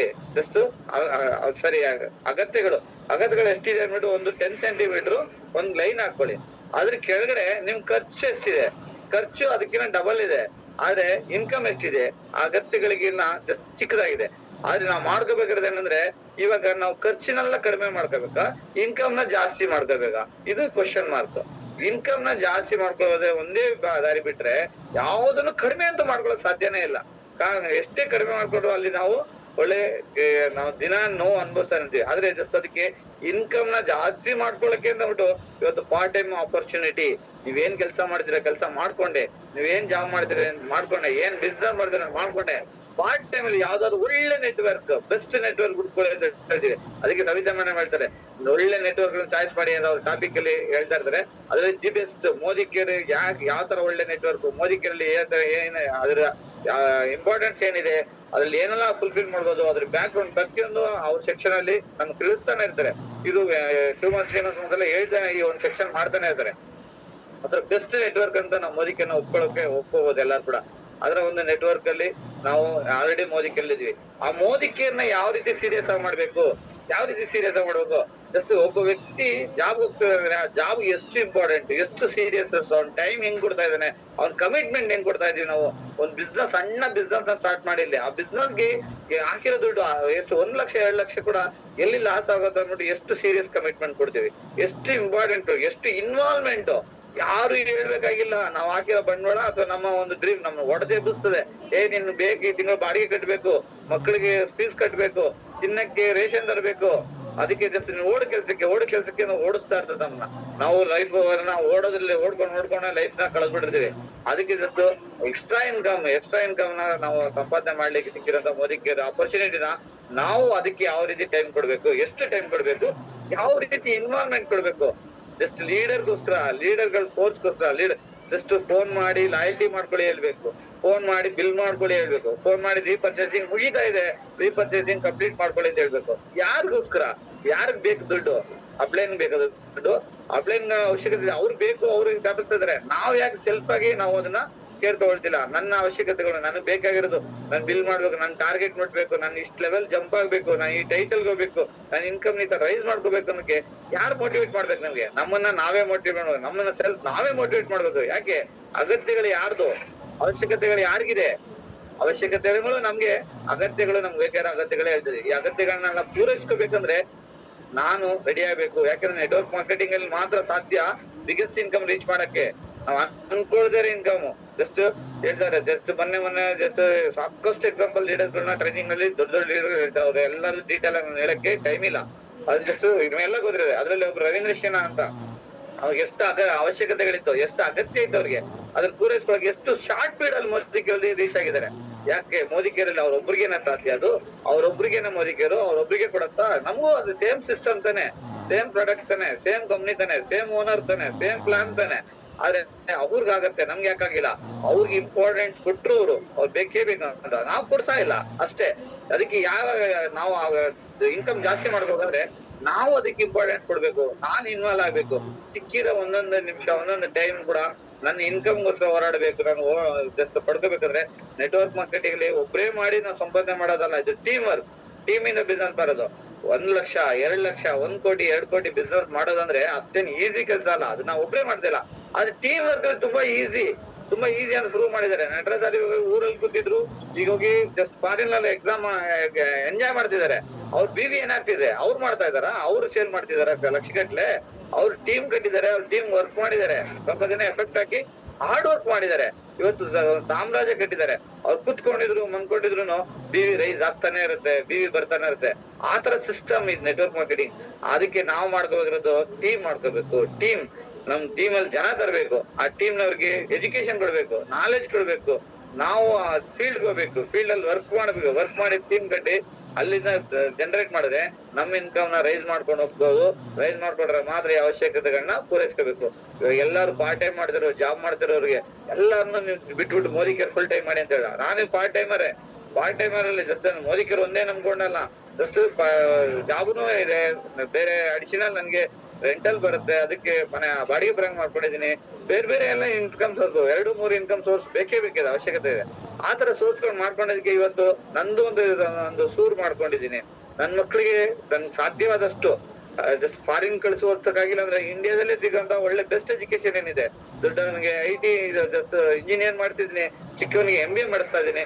ಅದಕ್ಕೆ ಕಾರಣ ಏನಂದ್ರೆ ಅಡಿಷನಲ್ ಇನ್ಕಮ್, ಬೇರೆ ಎಕ್ಸ್ಟ್ರಾ ಇನ್ಕಮ್ಗೆ ಫೋಕಸ್ ಮಾಡಿದಕ್ಕೆ.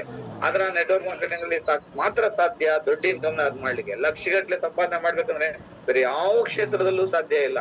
ಎಷ್ಟೇ ನಿಮ್ ಮಕ್ಳಿಗೆ ಎಂತ ಡಬಲ್ ಡಿಗ್ರಿ ಮಾಡ್ಲಿ, ಅವನಿಗೆ ಲಕ್ಷ ಸಂಬಳ ಸ್ಯಾಲ್ರಿ ಸಿಗತ್ತಾ? ಅದು ಪರ್ಸೆಂಟೇಜ್ ರೇರ್. 100 ಮಕ್ಳು ಎಜುಕೇಶನ್ ಮಾಡಿ ಹೊರಗಡೆ ಬಂದ್ರೆ ಕೆಲಸ ಸಿಗೋದು 25-30 ಮಕ್ಳಿಗೆ. ಅದ್ರಲ್ಲಿ 1 ಲಕ್ಷ ತಗೊಳ್ಳೋರು 5 ಜನನೋ 10 ಜನನೋ ಅಷ್ಟೇ. ಅದ್ರಲ್ಲಿ ನಮ್ಮ ಮಕ್ಳು ಇರ್ತಾರೋ, ಆ ಲಿಸ್ಟ್ ಅಲ್ಲಿ ಇರ್ತಾರೋ ಎಲ್ಲೋ ಗೊತ್ತಿಲ್ಲ. ಆದ್ರೆ ಸಿಕ್ಕಿದ್ರೆ ನಮ್ ಲಕ್ಕು, ಸಿಕ್ಕಿಲ್ಲ ಅಂದ್ರೆ ಬರೋ ಸಂಬಳದ ಎಷ್ಟು ಬರುತ್ತೋ ಅಷ್ಟಕ್ಕೆ ಸಂಬಳ ಕೆಲ್ಸಕ್ಕಂದು ಹೋಗ್ಬೇಕು. ಮನೇಲಂತೂ ಕೂತಿರಕ್ಕಾಗಲ್ಲ, ಎಜುಕೇಶನ್ ಮಾಡ್ಬಿಟ್ಟು ಅಲ್ಲೂ ಕೂಡ ಕಾಂಪ್ರಮೈಸ್. ಅದಕ್ಕೆ ಫಸ್ಟ್ ನಾವು ನೆಟ್ವರ್ಕ್ ಮಾರ್ಕೆಟಿಂಗ್ ಅಲ್ಲಿ ಇದೀವಿ, ನಾವು ಅವಕಾಶನ ಸೆಲೆಕ್ಟ್ ಮಾಡ್ಕೊಂಡಿದೀವಿ. ಸೀರಿಯಸ್ ಆಗಿ ಮಾಡೋದಾಗ ಮಾತ್ರ ನಾವು ಲಕ್ಷಗಟ್ಟಲೆ ಇನ್ಕಮ್ ಅನ್ನು ಮಾಡಕ್ಕಾಗುತ್ತೆ. ಇವತ್ತು ಯಾರೆಲ್ಲ ಲೀಡರ್ಸ್ ಲಕ್ಷಗಟ್ಟಲೆ ತಗೊಳ್ತಿರೋದು ಅವ್ರು ಮಾಡಿದ್ರೆ ಇಷ್ಟೇ. ನನಗೆ ಅವ್ರ ಅಗತ್ಯಗಳನ್ನ ಅವಶ್ಯಕತೆಗಳನ್ನ ಅವ್ರಿಗೆ ಅರ್ಥ ಆಗಿತ್ತು, ಅದು ಬೇಕೇ ಬೇಕು ಅನ್ನಿಸ್ತು, ಅದಕ್ಕೆ ಮಾಡಿದ್ರು. ಇವತ್ತು ನಾವು ಅಷ್ಟು ಇಲ್ಲಿರೋರ್ಗೆ ನಮ್ಗೆ ಬೇಕೇ ಬೇಕು ಅಂದಾಗ ನಾವು ಮಾಡೇ ಮಾಡ್ತೀವಿ. ಬೇರೆಯವ್ರು ಹೇಳಿದ್ರೆ ಮಾಡಲ್ಲ, ಬೇರೆಯವ್ರ ಮಾತು ಕೇಳಲ್ಲ ನಾವು. ಆದ್ರೆ ನನ್ನ ಮಾತು ಕೇಳ್ತೀವಿ. ನನಗ್ ಬೇಕು ಅನ್ಕೊಂಡ್ರೆ ನಾನ್ ಮಾಡೇ ಮಾಡ್ತೀನಿ. ಆದ್ರ ನಾವೆಲ್ಲ ಅಗತ್ಯಗಳನ್ನ ಪೂರೈಸ್ಕೋಬೇಕಂದ್ರೆ ಜಸ್ಟ್ ಇವಾಗ ನಾನು ಬರೀ ಕ್ಯಾಲ್ಕುಲೇಷನ್ ಕೊಟ್ಟಿದ್ದೀನಿ. ಇದು ಹೇಗ್ ಪೂರೈಸ್ಕೋಬೇಕಂದ್ರೆ ಸುಮಾರು ಟಾಪಿಕ್ಸ್ ಸುಮಾರು ಲೀಡರ್ಗಳು ಬರ್ತಾ ಇರ್ತಾರೆ, ಟ್ರೈನಿಂಗ್ ಗಳು ಕೊಡ್ತಾ ಇರ್ತಾರೆ. ದೊಡ್ಡ ಈವೆಂಟ್ಸ್ ಗಳು ಅಟೆಂಡ್ ಮಾಡಿ, ದೊಡ್ಡ ಟ್ರೈನಿಂಗ್ ಗಳನ್ನ ಅಟೆಂಡ್ ಮಾಡಿ.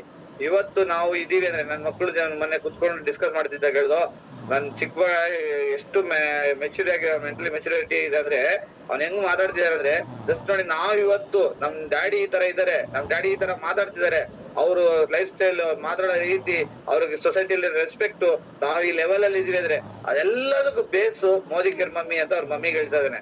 ಅವ್ರ ಅಮ್ಮನ ಮೋದಿ ಕೇರ್ ಮಮ್ಮಿ. ನಾವ್ ಮೋದಿ ಕೇರ್ ಅವಕಾಶ ಒಳಗೆ ಬಂದಿಲ್ಲ ಅಂದ್ರೆ ನಮ್ಗೆ ಇದೆಲ್ಲ ಗೊತ್ತಾಗ್ತಿರ್ಲಿಲ್ಲ, ನಾವೇನು ಮಾಡ್ತಿರ್ಲಿಲ್ಲ. ನಾವೆಲ್ಲೋ ಒಂದ್ ಕಡೆ ಸೈಕಲ್ ಶಾಪ್ ಅಲ್ಲಿ ಡ್ಯಾಡಿ ಅಲ್ಲೇ ಒಂದ್ ಶೀಟ್ ಮನೆ ಇತ್ತು, ನಾವು ಮೋಲ್ಡ್ ಮನೆ ಮಾಡ್ಕೊಂಡು ಅಲ್ಲೇ ಒಂದೇ ಕಡೆ ಕೊಳಿತಾ ಇತ್ತು ನಮ್ ಜೀವನ. ಇವತ್ತು ನಾವು ಇಷ್ಟು ನೆಮ್ಮದಿ ಜೀವನ ಮಾಡ್ತಾ ಇದೀವಿ, ಹ್ಯಾಪಿನೆಸ್. 4 ಜನ ನೋಡಿ ಇವ್ರ ತರ ಬದುಕ್ಬೇಕು ಅಂತ ಹೇಳೋ ತರ ಇದೀವಿ ಅಂದ್ರೆ ಅದಕ್ಕೆ ಕಾರಣ ಬೇಸಿಕ್ ಮೋದಿ ಕೇರನ ಆಪರ್ಚುನಿಟಿ ಡ್ಯಾಡಿ ಲೈಫ್ ಅಲ್ಲಿ ಬಂದಿದ್ದಕ್ಕೆ ಅಂತ ನನ್ ಮಗ ಹೇಳ್ತಿದ್ದಾನೆ. ಆದ್ರೆ ನಿಮ್ಮ ಲೈಫ್ ಅಲ್ಲಿ ಕೂಡ ಬರ್ತದೆ, ನಿಮ್ಮ ಮಕ್ಕಳು ಮುಂದೆ ಅದನ್ನ ಹೇಳ್ತಾರೆ ಖಂಡಿತ. ಅದಕ್ಕೆ ನೀವು ಸೀರಿಯಸ್ ಆಗಿ ಮಾಡಿ. ನಿಮ್ಮ ಮಕ್ಕಳು, ನಿಮ್ಮ ಫ್ಯೂಚರ್, ಅವ್ರ ಫ್ಯೂಚರ್ಗೋಸ್ಕರ ನಾವೆಲ್ಲ ಕೂಡ ಸೀರಿಯಸ್ ಆಗಿ ಮಾಡೋಣ ಅಂತ ಹೇಳಿ ಟೈಮ್ ಆಲ್ರೆಡಿ ಆಗಿದೆ. ಇವತ್ತಿನ ಸೆಕ್ಷನ್ ನ ಕಂಪ್ಲೀಟ್ ಮಾಡ್ತೀನಿ. ತುಂಬಾ ವಿಷಯಗಳಿದೆ ಮಾತಾಡ್ಲಿಕ್ಕೆ, ಬೇಕಾದ್ರೆ ಟೈಮ್ ಅಭಾವ. ಈ ಸೆಕ್ಷನ್ ಅಲ್ಲಿ ಸಿಗಲ್ಲ, ದೊಡ್ಡ ದೊಡ್ಡ ಸೆಕ್ಷನ್ ಗಳಲ್ಲಿ ನಿಮ್ಗೆ ಸಿಗ್ತಾ ಹೋಗುತ್ತೆ. ನನ್ಗೆ ಅವಕಾಶ ಮಾಡ್ಕೊಟ್ರಂತ ಲೀಡರ್ಸ್ ಗಳು ಥ್ಯಾಂಕ್ಸ್ ಹೇಳಿ, ಮತ್ತೆ ಗೋವಿಂದ್ರ ಸರ್ಗೆ ಒಂದು ಪರ್ಸನಲ್ ಸ್ಕೀಮ್ ಹ್ಯಾಂಡ್ ಓವರ್ ಮಾಡ್ತೀನಿ. Thank you very much. Thank you. Over to Govindra sir. Thank you sir. ತುಂಬಾ ಮಾರ್ವಲಸ್ ಸರ್, ಎಕ್ಸಲೆಂಟ್ ಸರ್. ಖಂಡಿತ ಈ ಒಂದು ಸೆಷನ್ ಎಷ್ಟು ಜನಕ್ಕೆ ಬೇಕಾಗಿತ್ತು ಅನ್ನೋದಕ್ಕಿಂತಲೂ ಎಲ್ಲರಿಗೂ ಬೇಕಾಗಿತ್ತು ಸರ್. ಇದಕ್ಕೆ ಮುಂಚೆ ಒಂದು ಶೇರಿಂಗ್ ತಗೊಳ್ಳೋದಕ್ಕಿಂತ ಮುಂಚೆ ಇವತ್ತು ನೀವೆಲ್ಲ ಈ ರೀತಿ ಬೆಳೆದು ಬಂದ್ರಿ ಅಂತ ಅಂದ್ರೆ ಮೋದಿ ಕೇರ್ನಲ್ಲಿ ಬೇಸಿಕ್ ಕ್ಲಾಸ್ ಏನಿತ್ತು, ಪರಿವರ್ತನೆ ಮತ್ತೆ ಪ್ರಾಡಕ್ಟ್ ಡೆಮೋ, ಅದ್ರ ಜೊತೆಗೆ ಸ್ಪಾಟ್ ಓರಿಯೆಂಟೇಶನ್ ಅಂತ ನಮಗ್ ಕೊಡ್ತಾ ಇದ್ರು ಸರ್. ಅದು ಆಕ್ಚುಲಿ ಸ್ಪಾಟ್ ಓರಿಯೆಂಟೇಶನ್ ಅಲ್ಲಿ ನಾನು ಅವತ್ತು ಹೇಳಿದ್ದು ಖಂಡಿತ ಇವತ್ತಿನವರೆಗೂ ಕೂಡ ನಾನು ಅಳವಡಿಸ್ಕೊಂಡಿದ್ದೀನಿ. ಎಲ್ಲದು ನಾನು ಒಂದ್ ಸ್ವಲ್ಪ ಹಿಂದೆ ಮುಂದೆ ಆಗಿತ್ತು ಅಂತ ಅನ್ಸುತ್ತೆ, ಆದ್ರೆ ತುಂಬಾ ಅದ್ಭುತವಾಗಿ ಎಲ್ಲರಿಗೂ ಮನಮುಟ್ಟುವಂತೆ ಅದನ್ನ ಒಂದು ಸ್ಪಾಟ್ ಓರಿಯೆಂಟೇಶನ್ ನ ನಮಗೆ ತಿಳಿಸ್ಕೊಟ್ಟಿದ್ದೀರಿ ಸರ್. ಈ ಒಂದು ನಿಮ್ಮ ಒಂದು ಕಾರ್ಯಕ್ಕೆ ನಾವು ಹೃತ್ಪೂರ್ವಕ ಧನ್ಯವಾದಗಳನ್ನ ಹೇಳ್ತಾ ಇದ್ದೀನಿ. ಹಾಗೆ ಎಲ್ಲರ ಒಂದು ಕೋರಿಕೆಯ ಮೇರೆಗೆ ನಮ್ಗೆ ಇದನ್ನ ಉಣಬಡಿಸಿದ್ದಕ್ಕೆ ನಿಮಗೆ ಧನ್ಯವಾದಗಳನ್ನ ಹೇಳ್ತಾ ನಿಮ್ಮನ್ನ ಬೀಳ್ಕೊಡ್ತಾ ಇದ್ದೀನಿ sir. Thank you sir. Thank you. Yes ಸ್ನೇಹಿತರೆ, ಖಂಡಿತ ಒಂದೆರಡು ಮಾತು. Yes sir. ನಾನು ಒಂದು ಎಕ್ಸಾಂಪಲ್ ಕೊಡ್ತೀನಿ. ಈಗ ಸವಿತಾ ಮೇಡಮ್ ಇದಾರೆ. ಸಾರಿ ಸವಿತಾ ಮೇಡಮ್, ನಾನೇನು ಹೇಳೋದು ತಪ್ಪಿದ್ರೆ ಕ್ಷಮಿಸಿ, ಆದ್ರೂ ಹೇಳ್ಬೇಕು ಅನ್ಸುತ್ತೆ, ಹೇಳ್ತಾ ಇದ್ದೀನಿ. ಎಸ್, ಏನಪ್ಪಾ ಅಂದ್ರೆ ಈಗ ನೋಡಿ, ಈಗ ಅನ್ಎಕ್ಸ್ಪೆಕ್ಟೆಡ್ ಆಗಿ ಸವಿತಾ ಮೇಡಮ್ ಅವರ ತಂದೆಗೆ ಹೆಲ್ತ್ ಇಶ್ಯೂ ಆಗಿ ಅವ್ರ ಹಾಸ್ಪಿಟಲ್ ಅಲ್ಲಿ ಸೇರ್ಕೊಂಡಾಗ ಸಿಕ್ಕಾಬಿಟ್ಟು ಲಕ್ಷಗಟ್ಲೆ ಖರ್ಚು ಮಾಡಿದ್ದಾರೆ. ಖರ್ಚು ಮಾಡಿ ಇವತ್ತು ಅವರು ಜಸ್ಟ್ ಕ್ರೆಡಿಟ್ ಅಲ್ಲಿ ಇದ್ದಾರೆ, ಸಾಲದಲ್ಲಿದ್ದಾರೆ. ಆ ಸಾಲ ತೀರ್ಸ್ಲಿಕ್ಕೆ ಜಾಬ್ಗೆ ಹೋದಾಗ ಜಾಬ್ ಅಲ್ಲಿ ಸಂಪಾದನೆ ಮಾಡ್ಬೇಕು ಅನ್ನೋದು ಅವಶ್ಯಕತೆ ಇದೆ. ಆ ಜಾಬ್ ನಲ್ಲಿ ನನ್ನ ಸಾಲನ ಯಾವಾಗ ತೀರಿಸ್ತೀನಿ ಅನ್ನೋದು ಇದು ಎಕ್ಸಾಂಪಲ್. ಸವಿತಾ ಮೇಡಮ್ ಹೇಳ್ತಲ್ಲ, ಎಕ್ಸಾಂಪಲ್ ಅಷ್ಟೇ. ಜಸ್ಟ್ ಯಾವಾಗ ತೀರ್ಸಕ್ಕಾಗೋದು ಖಂಡಿತ ಯೋಚನೆ ಮಾಡಿ. ಅಷ್ಟೊಂದು ಲಕ್ಷ ತೀರ್ಸ್ಬೇಕಂದ್ರೆ ಯಾವ ಜಾಬ್ ಅಲ್ಲಿ ಅದ್ರ ಸಾಧ್ಯತೆ ಇದೆಯಾ? ಜಸ್ಟ್ ಅವ್ರಿಗಿರೋಂತ ಜಸ್ಟ್ ಇವತ್ತು ಇದಕ್ಕೆ ಬಡ್ಡಿ ಕಟ್ಲಿಕ್ಕೆ ನಮ್ ಸ್ಯಾಲ್ರಿ ಅಷ್ಟೇ ಸಾಕಾಗೋದು. ಸಾಲ ಯಾವಾಗ ತೀರುತ್ತೆ? ಈ ತರ ಪ್ರತಿಯೊಬ್ಬರಿಗಲ್ಲಿ ಇಲ್ಲಿ ಎಷ್ಟು ಜನ ಇದ್ರು, ಎಲ್ಲರೂ ಇನ್ಕ್ಲೂಡ್ ಮೀ, ನಂದು ಕೂಡ ಮನೆ ಲೋನ್ ಇದೆ. ಅದನ್ನ ತೀರ್ಸ್ಬೇಕಂದ್ರೆ ನಾನ್ ಸಂಪಾದನೆ ಮಾಡಿ ಕೆಲಸ ಮಾಡಿ ತೀರಿಸ್ತೀನಿ ಅಂದ್ರೆ ಎಷ್ಟು ವರ್ಷಗಳು ಬೇಕಾಗುತ್ತೆ. ಅಲ್ಲಿವರೆಗೂ ನಮ್ ನೆಮ್ಮದಿ ಯಾವಾಗ, ನಮ್ಗೆ ಯಾವಾಗ ಫ್ರೀಡಮ್ ಯಾವಾಗ, ನಾವ್ ಯಾವಾಗ ಹೊರಗಡೆ ಬರ್ತೀವಿ ಅದರಿಂದ ಲೆಕ್ಕ ಹಾಕೊಳ್ಳಿ. ಅದಕ್ಕೆ ಜಸ್ಟ್ ನೆಟ್ವರ್ಕ್ ಮಾರ್ಕೆಟಿಂಗ್ ಅಲ್ಲಿ ಸೀರಿಯಸ್ ಆಗಿ ಮಾಡಿ ದೊಡ್ಡ ಅಚೀವ್ಮೆಂಟ್ ಹೋದಾಗ ಖಂಡಿತ ಇಲ್ಲಿ ನಮ್ಮೆಲ್ಲ ಸಾಲಗಳನ್ನ ತೀರಿಸಬಹುದು. ರವೀಂದ್ರ ಶೇನಾ ಎಕ್ಸಾಂಪಲ್, ಅವ್ರ ತರ ಜಸ್ಟ್ ನಾವೆಲ್ಲ ಕೂಡ ತೀರ್ಸೋಣ. Thank you. Sorry madam, Kavitha madam. Okay sir, thank you sir. ಖಂಡಿತ ಸರ್, ಇದನ್ನ ಸ್ವಲ್ಪ ನಾನು ಶೇರಿಂಗ್ ಅಲ್ಲಿ ನಾನು ಅದನ್ನ ರೈಸ್ ಮಾಡ್ತಾ ಇದ್ದೆ. ಖಂಡಿತ ಅದನ್ನ ನೀವೇ ನೆನಪು ಮಾಡ್ಕೊಂಡು ಕೊಟ್ಟಿದ್ದಕ್ಕೆ ನಾನು ತುಂಬಾ ಧನ್ಯವಾದಗಳನ್ನ ಹೇಳ್ತಾ ಇದ್ದೀನಿ ಸರ್. Thank you sir. ಕಷ್ಟಪಟ್ಟು ಅಷ್ಟೆಲ್ಲ ಉಳಿಸಿರ್ತೀವಿ ಸರ್, ಏನೋ ಒಂದು 20% 30% ಸೇವ್ ಮಾಡಿರ್ತೀವಿ. ಅಚಾನಕ್ ಆಗಿ ಆಕಸ್ಮಿಕವಾಗಿ ಈ ತರ ಎಲ್ಲ ಅನಾರೋಗ್ಯದ ಪರಿಸ್ಥಿತಿ ಬಂದಾಗ, ಅದು ನಾವು ಹಾಸ್ಪಿಟ್ಲಿಗೆ ಅಡ್ಮಿಟ್ ಆದಾಗ ಅದಕ್ಕೆ ನಾವು ಎಷ್ಟು ಭರಿಸ್ತೀವಿ, ಅಷ್ಟು ವರ್ಷ ಕೂಡಿಟ್ಟಿದ್ದ ಹಣವೆಲ್ಲ ಅಲ್ಲಿ ಖರ್ಚಾಗುತ್ತೆ. ನಮ್ಮ ಕನಸಾಗಿ ಉಳಿಯುತ್ತೆ. ಇದನ್ನೆಲ್ಲ ನೀವು ತುಂಬಾ ಅದ್ಭುತವಾಗಿ ನಮ್ಗೆ ವಿವರಿಸಿದಿರಿ ಸರ್. ಖಂಡಿತ ನಿಮ್ಮ ಈ ಒಂದು ಇದಕ್ಕೆ ನಾನು ಮತ್ತೊಮ್ಮೆ ನಿಮ್ಮ ಧನ್ಯವಾದಗಳನ್ನ ಹೇಳಕ್ ಇಷ್ಟಪಡ್ತೀನಿ ಸರ್. ಓಕೆ, ಈ ಒಂದು ಸುಂದರವಾದ ಕಾರ್ಯಕ್ರಮ ಎಲ್ಲರೂ ಕೇಳಿದರೆ ಯಾರಿಗೆಲ್ಲ ಏನೆಲ್ಲ ಅನಿಸ್ತಾ ಇದೆ, ಯಾರೆಲ್ಲ ಈ ತರ ಪ್ಲಾನ್ ಅನ್ನ ಮಾಡಿದರೆ, ತಮ್ಮ ಆದಾಯದ ಬಗ್ಗೆ ಯಾರೆಲ್ಲ ಗಮನ ಹರಿಸಿದ್ದಾರೆ, ಕನಸುಗಳ ಬಗ್ಗೆ ಯಾರೆಲ್ಲ ಗಮನ ಹರಿಸಿದ್ದಾರೆ, ಸರ್ ನಾನಿವತ್ತು ಇದನ್ನ ಈ ಒಂದು ನಿನ್ನೆ ಸ್ಟಾರ್ಟಿಂಗ್ ಅಲ್ಲಿ ಬೇರೆ ಹೇಳಿದ್ರಿ, ಖಂಡಿತ ಮನೆ ಕಟ್ಟಿರೋದು ನಿಜ, ಆದ್ರೆ ಅದರ ಖರ್ಚು ವೆಚ್ಚ ನೀವೇನು ಗೋವಿಂದ್ರ ಸರ್ ಹೇಳ್ತಾರೆ ಅಂತ ಹೇಳಿದ್ರಿ ಸರ್. ತುಂಬಾ ಸಿಂಪಲ್ ಆಗಿ ಸರಳವಾಗಿ ಮಾಡಿದ್ದೀನಿ, ಆದ್ರೂ ಕೂಡ ಅದಕ್ಕೆ ನನ್ಗೆ 27 ಲಕ್ಷ ನನಗೆ ಕೈ ಬಿಡ್ತು. ಹಾಗಾಗಿ ನೀವು ಹೇಳ್ದಂಗೆ ಏನಾದ್ರು ಅದ್ದೂರಿಯಾಗಿ ನಾವು ಏನಾದ್ರು ಮಾಡ್ಲಿಕ್ಕೆ ಅಂತ ಹೋಗಿದ್ರೆ ಆಲ್ಮೋಸ್ಟ್ ನನ್ನ ಒಂದು ಮೆಜರ್ಮೆಂಟ್ ಅಲ್ಲಿ ಬೇರೆಯವರು ಕಟ್ಟಿದ್ದಾರೆ ಸುಮಾರು 48 ಲಕ್ಷದವರೆಗೂ ಕೂಡ ಅದು ಹೋಗಿದೆ. ಅಂತ ಒಂದು ಇದನ್ನ ನಾನು 27 ಲಕ್ಷಕ್ಕೆ ನಾನು ನಿಲ್ಸಿದ್ದೀನಿ. ಹಾಗಾಗಿ ಖಂಡಿತ ಕಷ್ಟ ಇದೆ. ನನ್ನ ಆದಾಯದಲ್ಲಿ ನಾನು ಉಳಿಸಿ ಕಟ್ತೀನಿ ಅಂತ ಹೇಳಿದಿದ್ರೆ ಖಂಡಿತ ನಾನು ಇಷ್ಟು ಬೇಗ ಮನೆ ಕಟ್ಟಕ್ ಆಗ್ತಿರ್ಲಿಲ್ಲ. ಸ್ಪಾಟ್ ಓರಿಯೆಂಟೇಶನ್ ನಾನು ಮೋಸ್ಟ್ಲಿ ನಮ್ಮ ರಾಧಾ ಮೇಡಮ್ಗೆ ನಾನು ಒಂದ್ಸಲ ಕುತ್ಕೊಂಡು ಒಂದಲ್ಲ ಸುಮಾರು ಸಲ ನಾವು ಮಾತಾಡಿದೀವಿ. ನಮ್ಮ ಟೀಮ್ಗೂ ಕೂಡ ಇದನ್ನ ಕೆಲವೊಮ್ಮೆ ಸಿಂಪಲ್ ಆಗಿ ಕೊಡ್ತಾನು ಬಂದ್ವಿ. ಅದನ್ನ ಫಾಲೋ ಮಾಡಿದಕ್ಕೆ ನನ್ನ ಆದಾಯ ಎಷ್ಟು ಸೇವ್ ಆಗುತ್ತೆ, ನಾನು ಮಾಡಿದ್ರೆ ನಾನು ನನ್ನ ಕನಸನ್ನ ಯಾವ ರೀತಿ ಈಡೇರಿಸ್ಕೋಬಹುದು ಅನ್ನೋದನ್ನೆಲ್ಲ ಗೋಲ್ ಸೆಟ್ ಮಾಡಿದಕ್ಕೆ ಖಂಡಿತ ಇದೆಲ್ಲ ಸಾಧ್ಯ ಆಗಿದೆ ಸರ್. ಸೊ ಇದೆಲ್ಲ ಖಂಡಿತವಲ್ಲೂ ನನ್ನ ಎದೆಮುಟ್ಟಿ ಹೇಳ್ತೀನಿ. ನನ್ನ ಒಂದು ಡ್ರೀಮ್ ಗೋಲ್ ಸೆಟ್, ನನ್ನ ಒಂದು ಸ್ಪಾಟ್ ಓರಿಯೆಂಟೇಶನ್ ಪ್ಲಾನು ನನಗೆ ಇವತ್ತು ಕೈ ಹಿಡಿದಿದೆ ಅಂತ ಹೇಳಲಿಕ್ಕೆ ಇಷ್ಟಪಡ್ತೀನಿ ಸರ್. ಓಕೆ, ಈ ಒಂದು ಕಾರ್ಯಕ್ರಮದ ಬಗ್ಗೆ ಒಂದು ಶೇರಿಂಗ್ ಅನ್ನು ತಗೊಳ್ಳೋಣ. ಶೇರಿಂಗ್ ನಲ್ಲಿ ಮೊದಲನೇ ಕನಸುಗಾರರು ನಮ್ಮ ಹೆಮ್ಮೆಯ ನಾಗೇಂದ್ರ ಸರ್. ನಮಸ್ತೆ. Good morning sir. ನಮಸ್ತೆ, ಗುಡ್ ಮಾರ್ನಿಂಗ್ ಸರ್. ನಿಮ್ನ ನೋಡಿ ತುಂಬಾ ದಿವಸ ಆಯ್ತು. ವಾಯ್ಸ್ ಕಾಲ್ ಬರೋ ಮತ್ತು ವಿಡಿಯೋ ಕಾಲ್ ಬಂದಿದ್ರೆ ಇನ್ನೂ ಭಾರಿ ಖುಷಿ ಆಗಿರೋದು. ಊರಲ್ಲಿ ಇದ್ದೀನಿ ಸರ್, ಅದೊಂದ್ ಸ್ವಲ್ಪ ನೆಟ್ವರ್ಕ್ ಇಶ್ಯೂ ಇದೆ, ಅದಕ್ಕೋಸ್ಕರ. ಹೇಳಿ ಸರ್. ಸಾಕು, ಇಷ್ಟ ಮಾತಾಡ್ತಿರಲ್ಲ. ನಾವೆಲ್ಲ ಒಂದ್ ಫ್ಯಾಮಿಲಿಯಾಗಿ ಮಾತಾಡ್ತಾ ಇದ್ರೆ ನಾವು ಭಾರಿ ಏನೋ ಒಂಥರ ಖುಷಿ ಆಗತ್ತೆ. Okay, thank you sir. Photos ಅಂತೂ ನೋಡಿ ಎಕ್ಸಲೆಂಟ್ ಆಗಿ, ಅದು ರಾಮಲಕ್ಷ್ಮಿ ಬಂತು ರಿಜಿಸ್ಟರ್ ಜೊತೆಗೆ ಡ್ಯಾನ್ಸ್ ಆಡೋದೇನು, ಫೋಟೋಸ್ ಹಾಕೋದೇನು, ಸಿಕ್ಕಾಪಟ್ಟೆ ಎಂಜಾಯ್ ಮಾಡ್ತಾ ಇದಾರೆ. ನಮ್ಗೆಲ್ಲ ಒಂದ್ ಕಡೆ ಬೆಂಕಿ ಹಚ್ಚಿದ್ದಾರೆ, ಇರ್ಲಿ ಅದೆಲ್ಲ ನಾವು ಮಾಡ್ತೀವಿ. ಆಮೇಲೆ ಮನೋಹರ್ ಸರ್ ಹೇಳಿದಂತೂ ಎಕ್ಸ್ಪೆಷಲಿ ನಾನು ಏನ್ ಆಸೆ ಪಡ್ತಾ ಇದ್ದೆ ಅದು ಪರ್ಸನಲ್ ಆಗಿ ನನ್ಗೆ ಹೇಳೋ ತರ ಇತ್ತು. ಯಾಕಂದ್ರೆ ನಟರಾಜ್ ಸರ್ ಅವತ್ತು ಹೇಳ್ತಾ ಇದ್ರು, ಇವತ್ತು ಹೇಳ್ತಾ ಇದ್ರು. ಎಸ್ಪೆಷಲಿ ನಾನು ಅದ್ರಲ್ಲಿ ಫಸ್ಟ್ ನನ್ ಕನ್ಸ್ ಕಾಣೋದು, ನನ್ನ ಡ್ರೀಮ್ ನ ಗೋಲ್ ಸೆಟ್ ಮಾಡ್ಕೊಳ್ಳೋದು, ಇದೆಲ್ಲ ನಾನು ಎಕ್ಸ್ಪೋರ್ಟ್ ಆಗಿದೆ. ಯಾಕಂದ್ರೆ ಅವತ್ತು ನಾನು ಸಣ್ಣವನಿದ್ದಾಗ ನನಗೆ 300 ರೂಪಾಯಿ ಸಂಬಳ ಇತ್ತು. ಆವಾಗ ನಮ್ಮ ಏರಿಯಾದಲ್ಲಿ 3000 ಆಯ್ತು ಸೈಟ್. ಆ 3000ನ ಹಗಲು ರಾತ್ರಿ ಕಷ್ಟಪಟ್ಟು ಸೇರಿಸುವಾಗ ಅಲ್ಲಿ 5000 ಆಯ್ತು, 5000 8000 ಆಯ್ತು. ಅವಾಗ ಕನ್ಸು ಬಿಡ್ತಾ ಇತ್ತು, ಆದ್ರೆ ನನಗೆ ಡ್ರೀಮ್ ಬಿಡ್ತಾ ಇರ್ಲಿಲ್ಲ. ಏನಾನ ಮಾಡಿ ಒಂದ್ ಸೈಟ್ ಮಾಡ್ಲೇಬೇಕು ಅಂತ ಅವಾಗಿಂದ ನಾನು ಸ್ಟಾರ್ಟ್ ಮಾಡಿದಂಥದ್ದು. ಅವಾಗ ಅಷ್ಟೇ ನನ್ನ ಮದುವೆ ವಯಸ್ಸಲ್ಲಾಗೂ ಅಷ್ಟೇ 1000 ಸಂಬಳ ಇತ್ತು. ಈ ತರ ಎಲ್ಲ ಗೋಲ್ ಸೆಟ್ ಮಾಡಿದಾಗ ನನಗೆ ಮ್ಯಾಕ್ಸಿಮಮ್ 50,000 ನನಗೆ ಬಾಡಿಗೆ ಬರೋ ತರ ಮಾಡ್ಕೊಬೇಕಾಗಿತ್ತು. ಈ ತರ ಎಲ್ಲ ಗೋಲ್ ಸೆಟ್ ಇತ್ತು. ಇದನ್ನೆಲ್ಲ ಮಾಡ್ಕೊಂಡಿದ್ದಕ್ಕೆಲ್ಲ ಕಾರಣ ನಮ್ಮ ಮನೋಹರ್ ಸಾರು, ನಮ್ಮ ನಟರಾಜ್ ಸಾರು. ಕಾಣ್ತೀರಾ, ದೊಡ್ಡದಾಗ ಕಾಣ್ರಿ ಕನ್ಸು. ನೀವು ಒಪ್ಪದ ಮನೆ ನಾನು ಹೋಗತ್ತಂತ ಈ ತರ ಹೇಳಿ ಹೇಳಿ ಹೇಳಿ ಹೇಳಿ ಹೇಳಿ ನಮ್ಗೆ ಕನ್ಸು ಕಾಣೋದಕ್ಕೆ ಬೇರೆ ಫೀಲ್ಡ್ ಅಲ್ಲಿ ಎಲ್ಲೂ ಯಾವ ಸಾರ್ ಹೇಳಿದಾಗೆ ಮ್ಯಾಕ್ಸ್ ಟು ಮ್ಯಾಕ್ಸ್ 50,000 ರೂಪಾಯಿ ಸಂಬಳ ಆದ್ರೆ ಎಗರು ಬಿದ್ದಾಯ್ತು. ಏನೋ ಓದಿರೋರಾದ್ರೆ ಮಾಡ್ತಾರೆ, ಆದ್ರೆ ನಾವು ಓದಿಲ್ಲ ಆದ್ರೆ ಏನ್ ಮಾಡ್ತಾರೆ? ಈ ತರ ಎಲ್ಲ ನಾವು ಮೈಂಡ್ ಸೆಟ್ ಮಾಡ್ಕೊಂಡು ಸಾರ್ ಜೊತೆಗೆ ಸೇರ್ಕೊಂಡು ಈ ತರ ಎಲ್ಲ ಕೆಲಸ ಮಾಡ್ಕೊಂಡು ನಮ್ಮ ಕನ್ಸುಗಳನ್ನೆಲ್ಲ ಫುಲ್ಫಿಲ್ ಮಾಡ್ಕೊಂತ ಇದೀವಿ. ನೋಡಿ, ಈ ತರ ನಾವು ನೆಟ್ವರ್ಕ್ ಅಲ್ಲಿ ಇರೋದ್ರಿಂದ ನಾವು ಬೇರೆ ಬೇರೆ ಕೆಲಸ ಮಾಡ್ಕೊಂಡು ಮಕ್ಳು ಮದುವೆ ಆಗಿರ್ಬೋದು, ಮನೆ ಕಟ್ಟೋದಾಗ್ಬೋದು, ಎಲ್ಲ ನಮ್ ಡ್ರೀಮ್ ನ ಫುಲ್ಫಿಲ್ ಮಾಡ್ಕೊಂತ ಇದೀವಿ. ಎಷ್ಟೋ ಜನ ಗೊತ್ತಿದೆ, ನಮ್ಮ ಹಳುಬರಿಗೆಲ್ಲ ಗೊತ್ತಿದೆ. ರಾಧಾಮ್ಗೆ, ರಶ್ಮಿಗೆ, ಸವಿತಾಮ್ಗೆ ಎಲ್ಲರಿಗೂ ಗೊತ್ತಿದೆ. ಹೊಸಬ್ರಿಗೆ ಗೊತ್ತಿಲ್ಲ. ಏನೋ ಹೇಳ್ತಾರೆ, ಸುಮ್ನೆ ಏನೋ ಹೇಳ್ತಾರೆ ಅಂತ ಮೈಂಡ್ ಅಲ್ಲಿ ಇರ್ತದೆ. ಇದು ಕ್ಲಿಯರ್ ಆಗಿ ಕುತ್ಕೊಂಡು ನೀವು ಅಷ್ಟೇ ಕೂತ್ಕೊಂಡು ಒಂದ್ ಪೇಪರ್ ತಗೊಂಡು ಲೆಕ್ಕಾಚಾರ ಹಾಕೊಂತ ಇದ್ರೆ ಎಲ್ಲ ಕ್ಲಾರಿಫಿಕೇಶನ್ ಬರುತ್ತೆ. ಕಾಣ್ತೀರಾ ಕನ್ಸನ್ನ ಸ್ವಲ್ಪ ದೊಡ್ಡದಾಗ ಕಾಣಿ ಅಂತ ಹೇಳೋದಕ್ಕೆ ಇಷ್ಟಪಡ್ತೀನಿ. Thank you sir. ಥ್ಯಾಂಕ್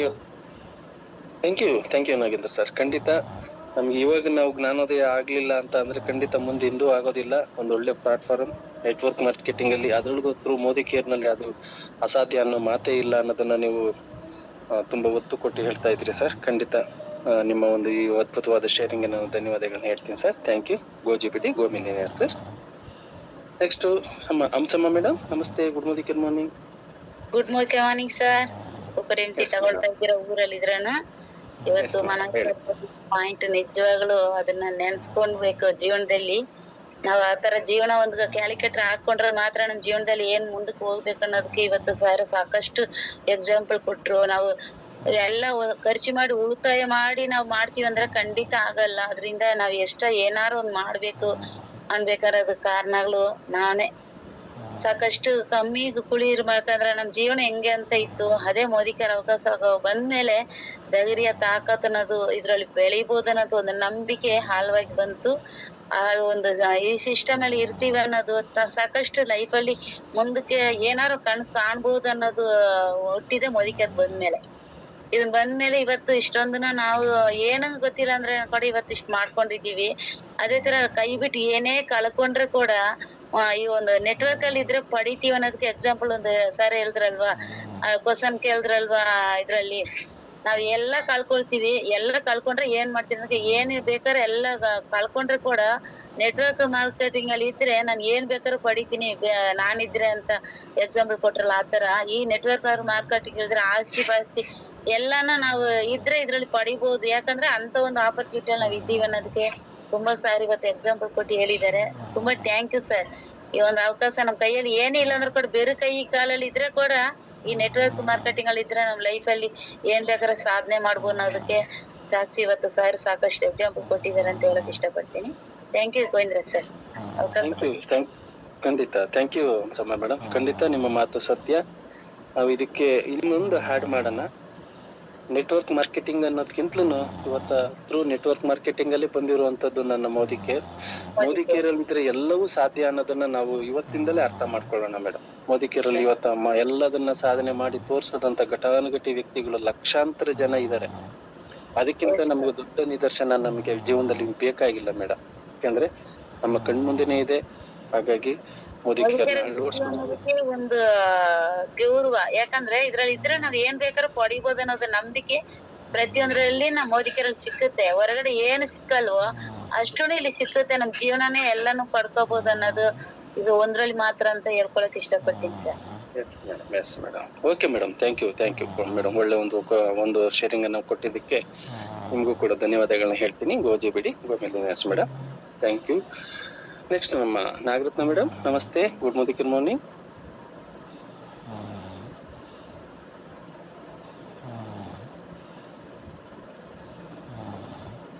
ಸ್ವಲ್ಪ ಅನ್ಮ್ಯೂಟ್ ಲೇಟ್ ಆಗ್ತಾ ಇದೆ.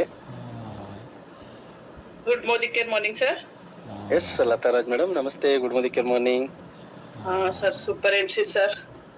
ಎಸ್ ಮೇಡಮ್, ಹೇಳಿ. Super extraordinary. ಯಾಕಂದ್ರೆ ನೀವು ಬಂದ್ರೆ ತಾಳ್ಮೆ ಮಾತುಗಳು, ಒಂದು ಸ್ವಚ್ಛಪೂರ್ಣ ಮಾತುಗಳು ತುಂಬಾ ಖುಷಿ ಆಗುತ್ತೆ. ಆ ಕಿವಿಗೆ ಇಂಪಾಗಿರುತ್ತೆ sir. Thank you sir. Manohar sir ಹೇಳಿ ಕ್ಯಾಲ್ಕುಲೇಷನ್ ಜೀವನನೇ. ಯಾಕಂತಂದ್ರೆ ಎಲ್ಲದಕ್ಕೂ ಅಡ್ಜಸ್ಟ್ಮೆಂಟ್ ಆಗ್ತಿತ್ತು ಮೊದ್ಲು. ಈಗ ಹಂಗಾಗಲ್ಲ. ನಮ್ದು ಇನ್ಕಮ್ ಸ್ವಲ್ಪ ಜಾಸ್ತಿ ಮಾಡ್ಕೋಬೇಕು ಅಂದ್ಬಿಟ್ಟು ಈ ನೆಟ್ವರ್ಕ್ ಮಾರ್ಕೆಟಿಂಗ್ ಬಂದಿರೋವಂಥದ್ದು. ತುಂಬಾ ಖುಷಿ ಆಗುತ್ತೆ ಸರ್. ಯಾಕಂತಂದ್ರೆ ಈಗೆಲ್ಲ ನಿನ್ನೆ ನೋಡಿರೋಂತ ಮಲೇಷಿಯಾ ಟ್ರಿಪ್ ಆಗಿರ್ಬೋದು, ಅವರು ಇನ್ಕಮ್ ಆಗಿರ್ಬೋದು, ಯಾವ ತರ ಲೈಫ್ ನ ಎಂಜಾಯ್ ಮಾಡ್ತಿದ್ದಾರೆ ಅನ್ನೋದು ನಿನ್ನೆ ತೋರ್ಸಿದ್ರು. ಈ ಒಳಗಡೆ ಬಂದ್ಮೇಲೆ, ಮೋದಿಕೇರ್ ಒಳಗಡೆ ಬಂದ್ಮೇಲೆ ದೊಡ್ಡ ಲೀಡರ್ಸು ಅವ್ರನ್ನ ಮಾದರಿಯಾಗಿ ನಾವು ತಗೊಂಡಿದೀವಿ. ಅದೇ ಮುಂದೊಂದ್ ದಿನ ನಾನು ಒಬ್ರಿಗೆ ಮಾದರಿ ಆಗ್ಬೇಕು ಅಂತ ಸ್ಟ್ರಾಂಗ್ ಮೈಂಡ್ ಸೆಟ್ ಮಾಡ್ಕೊಂಡಿದೀನಿ. ಖಂಡಿತ ಆಗೇ ಆಗ್ತೀನಿ. ಮಕ್ಳು ಹೇಳ್ದಂಗೆ ಈ ತರ ಒಳ್ಳೆ ಬಿಸ್ನೆಸ್ ಗೆ ನಾವು ಬಂದಿರೋದಕ್ಕೆ ನಮ್ಗೆ ಎಲ್ಲೋದ್ರೂ ಒಂದು ಗೌರವ ಆಗ್ಲಿ, ಒಂದು ಸ್ಥಾನ ಆಗ್ಲಿ. ಅದು ಹೇಳಿದ್ರಲ್ಲ, ಮುಂದೊಂದ್ ದಿನ ಪ್ರತಿಯೊಂದ್ ಮನೇಲೂ ಅವ್ರ ಮಕ್ಳು ಹೇಳ್ತಾರೆ ಎಂತ ಒಳ್ಳೆ ಮೋದಿಕೆಯನ್ನ ಆಯ್ಕೆ ಮಾಡ್ಕೊಂಡಿದೀರಾ ಅಂತ. ಅದು ಮುಂದೊಂದ್ ದಿನ ಕಾಣುತ್ತೆ ಅಂತ ನಾನು ಮೈಂಡ್ ಸೆಟ್ ಮಾಡಿದೀನಿ ಸರ್. ಆತರ ಒಂದು ಖುಷಿ ಜೀವನ ಎಂಜಾಯ್ ಮಾಡ್ತಾ ಇದೀನಿ. ಮುಂದಿನ ದಿನಗಳಲ್ಲೂ ಅದು ಹಾಗೆ ಆಗುತ್ತೆ, ಸಕ್ಸಸ್ ಪಡಿತೀನಿ ಅಂತ ನಾನು ಹೇಳಕ್ ಇಷ್ಟಪಡ್ತೀನಿ ಸರ್. ಥ್ಯಾಂಕ್ ಯು ಸರ್, ಅವಕಾಶ ಕೊಟ್ಟಿದ್ದಕ್ಕೆ.